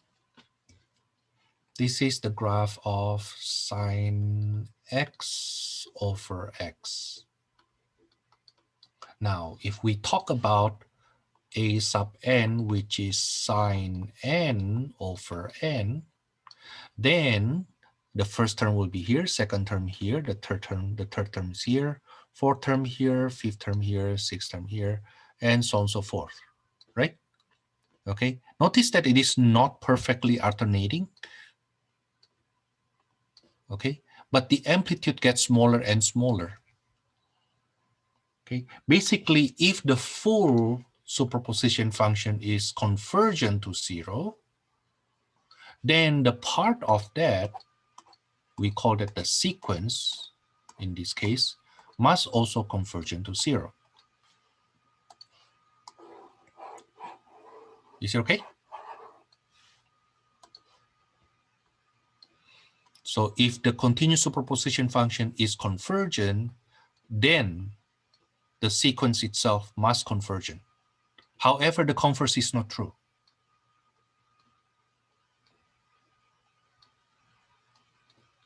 Okay, is it the converse or the inverse? I think the inverse. I think I need to come up with another note for that note.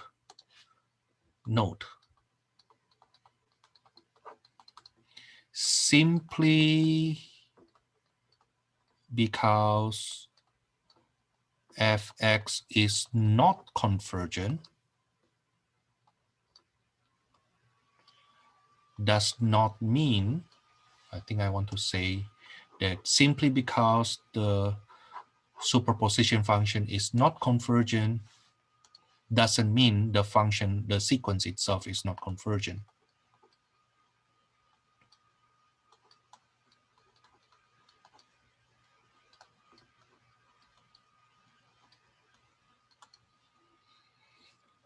This is the counterexample.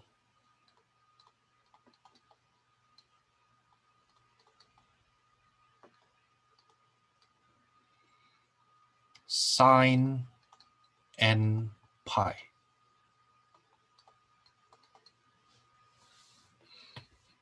You know what it is, what it converges to?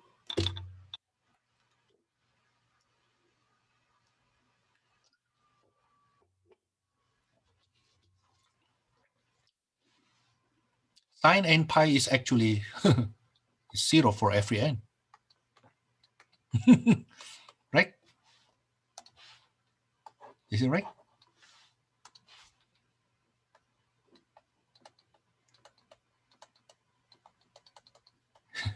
It is dead on arrival. It's convergent since the first term.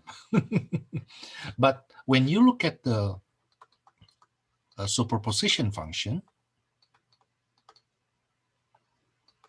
it is not convergent.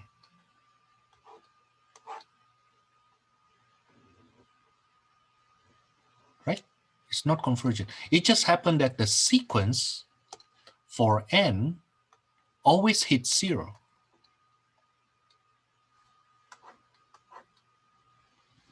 Okay, but the superposition function itself is not convergent. Okay, that's what I'm trying to say here. Simply because the superposition is not convergent doesn't mean the sequence not convergent. But once the superposition function is convergent, then the sequence must converge, must be convergent. Okay, now let's go back to this question here.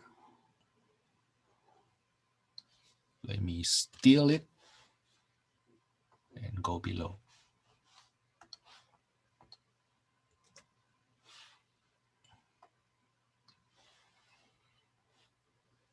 So what is the reason you want to do the superposition function, Thomas? Well, because I want to apply L'Hopital rule.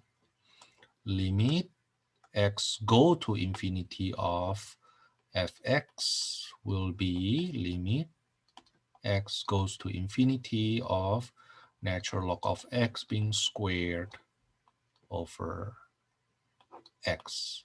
Now then I can apply L'Hopital rule. Okay, that's limit x goes to infinity of 2 natural log of x times 1 over x over 1. I will rewrite it, make it look better.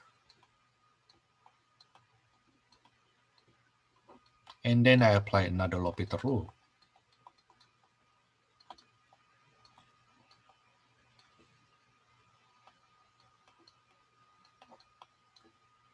But this will go to 0.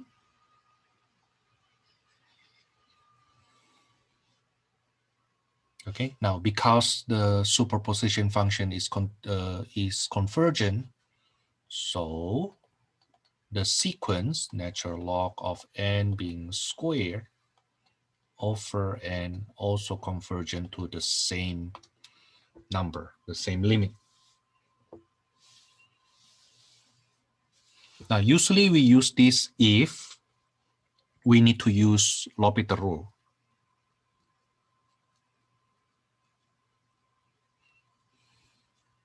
Okay. Now, the following question is actually not any one of those, but well, maybe you can call that boundedness. Okay, so number 56. A sub n is negative 3 to the n over n factorial.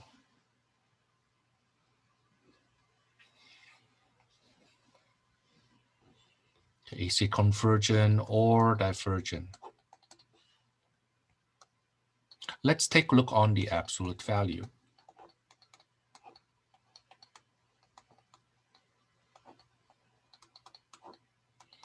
this is basically 3 to the n over n factorial. Now the thing is n factorial, you cannot make it into continuous superposition function. We cannot define x factorial, like 2.5 factorial is what? That's something we don't know, at least not at this point, right? Okay. So if you deal with factorial, it's a big hint that no, you cannot use continuous superposition function, but you can try to write it out. Okay, you can try to write it out. This is 3 over 1 times 3 over 2 times 3 over 3 times 3 over 4 times 3 over 5 times 3 over 6, and so on and so forth. Is it right?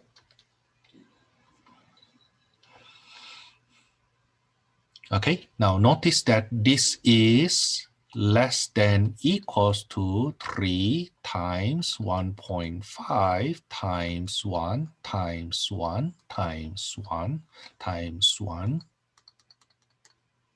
3 over n. Like, you see the comparison? I make it this. Instead, I can choose this to be 2 instead, right? That's okay, as long as it's bounded above. And this is 1. This is less than 1. This is less than 1. This is less than 1. Everything in between is less than 1. And the last term is exactly the same. My purpose is I want to say that that absolute of the n term is less than equals to 27 over 2n. Actually, if you want to use 2 here, that's also fine. Let's just use 2 to make it easy. So that's 18 over n, right? But this is convergent to 0.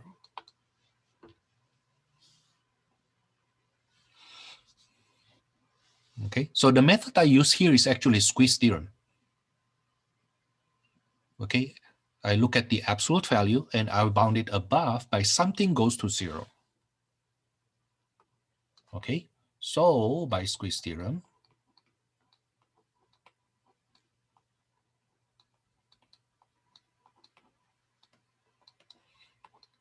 the magnitude of the sequence goes to 0, and therefore, because it goes to 0, then the sequence itself goes to 0. If it goes to something else, no. Making them 1. I basically compare them to 1. You see that these are the same, right? 3/2 is less than 2. 3 over 3 is equals to 1. 3/4 is less than 1. 3/5 is less than 1. 3/6 is less than 1. Everything in between here is less than 1. And this one is equal. 3 over n is equals to 3 over n. Okay, then this expression here, the expression here, for sure is less than this.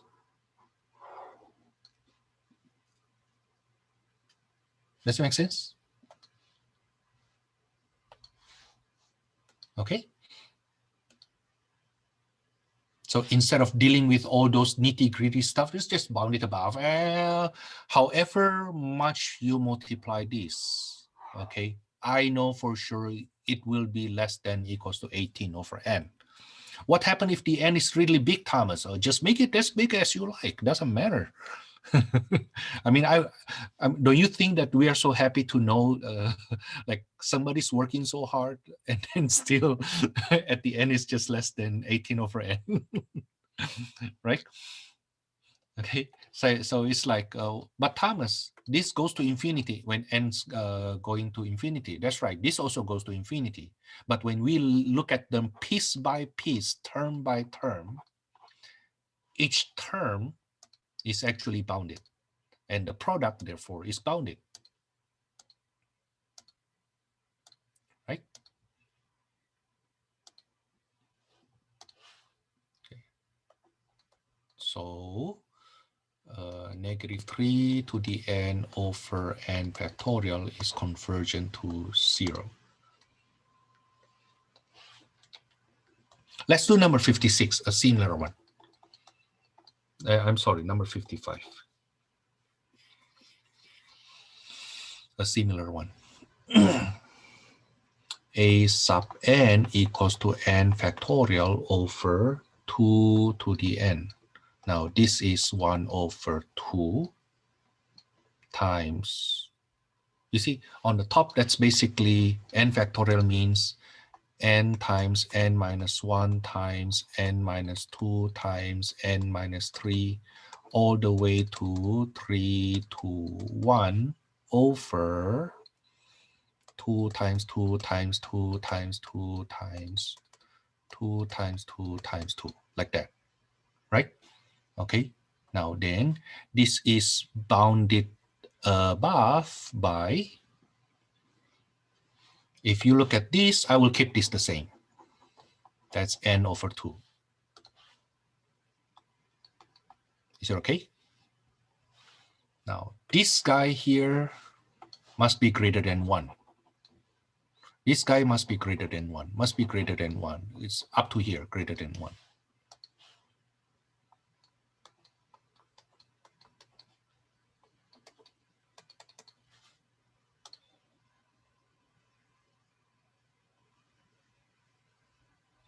Aren't all the 2 at the bottom also getting larger? That's right. Yeah, but you see, like if you have n terms on the bottom, you also have, if you have n factors at the bottom, n factors of 2 at the bottom, you also have n factors at on the top, right? When I kind of like cut them slice by slice, you see the yellow one, I keep it n over 2. The blue one, I bound it below by 1, bound it below by 1, bound it below by 1, bound it below by 1. Right? This is still 1.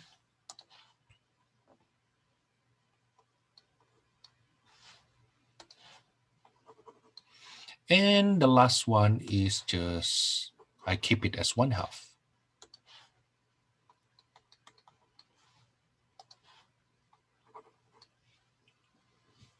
Right?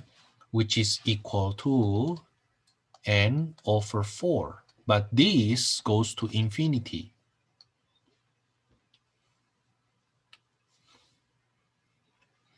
Remember the comparison theorem? If the lower bound goes to infinity, then the function greater than that, in this case, the sequence greater than that, then that must also go to infinity.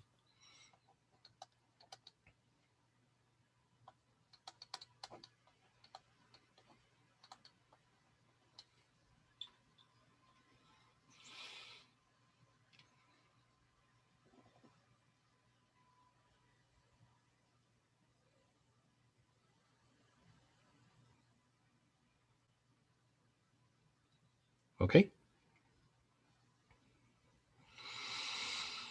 Now, there's something else called monotonic sequence theorem.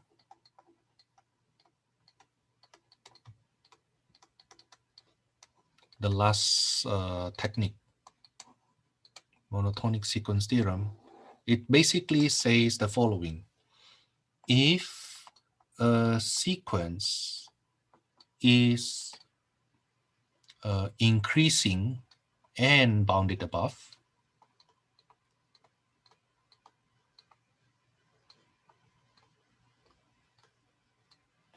then the sequence is convergent. Likewise, if it is decreasing and bounded below.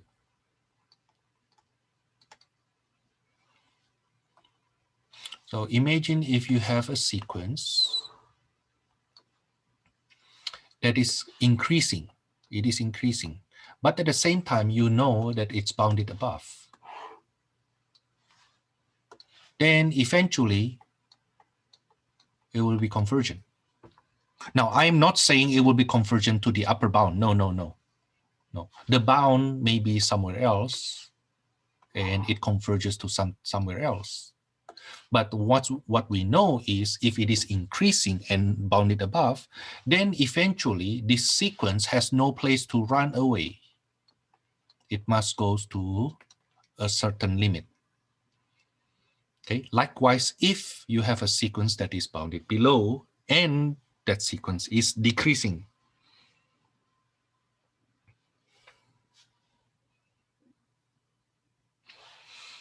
Okay, now usually this one is being combined with others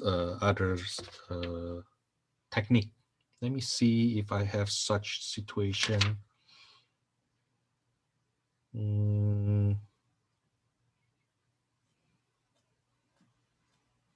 Number 76.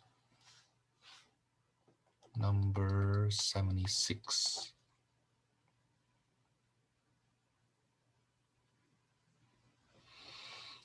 We have this sequence n(e) to the negative n, which is n over e to the n. You can just apply a continuous superposition function here.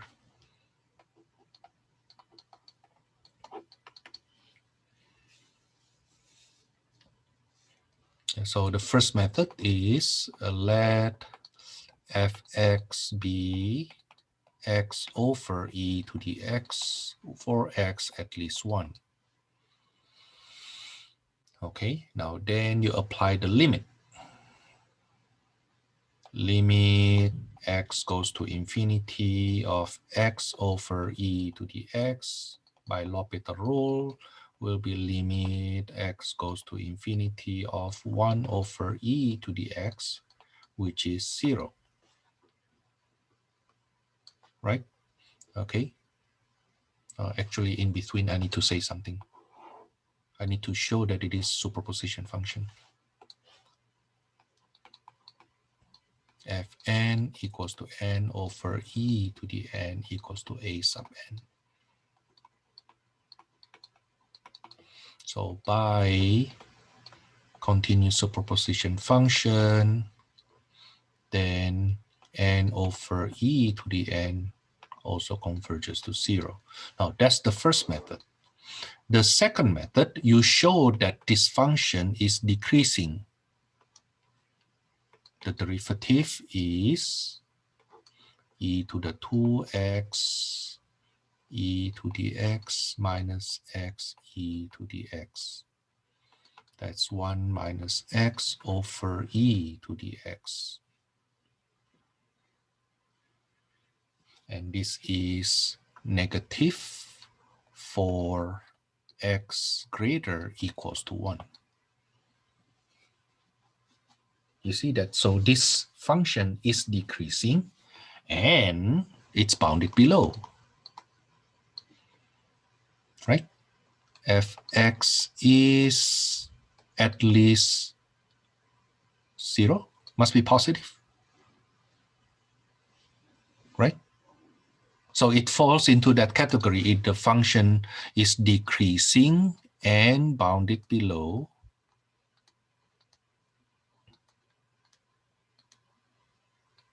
So fx must be convergent, even though we don't know what it converges to.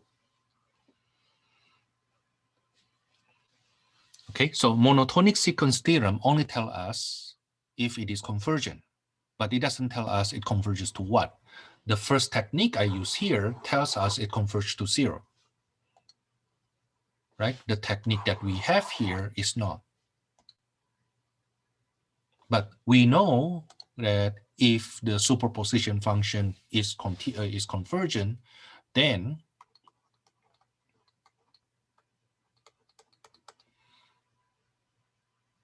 the sequence n over e to the n is also convergent. But again, we don't know it converges to what.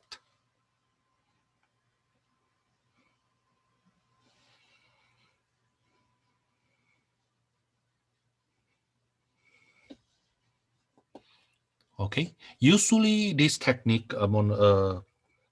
monotonic sequence theorem, being used for a case where the sequence is recursive. Okay, but let's talk about that again in future. I want you to do the odd problem, suggested homework. Please do this though, okay? 11.1, I'm basically done with this. Number 3 to number 17, and then number 23 to number 63. And think about number 79. That's actually a good one. Maybe 73 to 77, and then 79, 81. Okay, that's for today. See you then on Monday.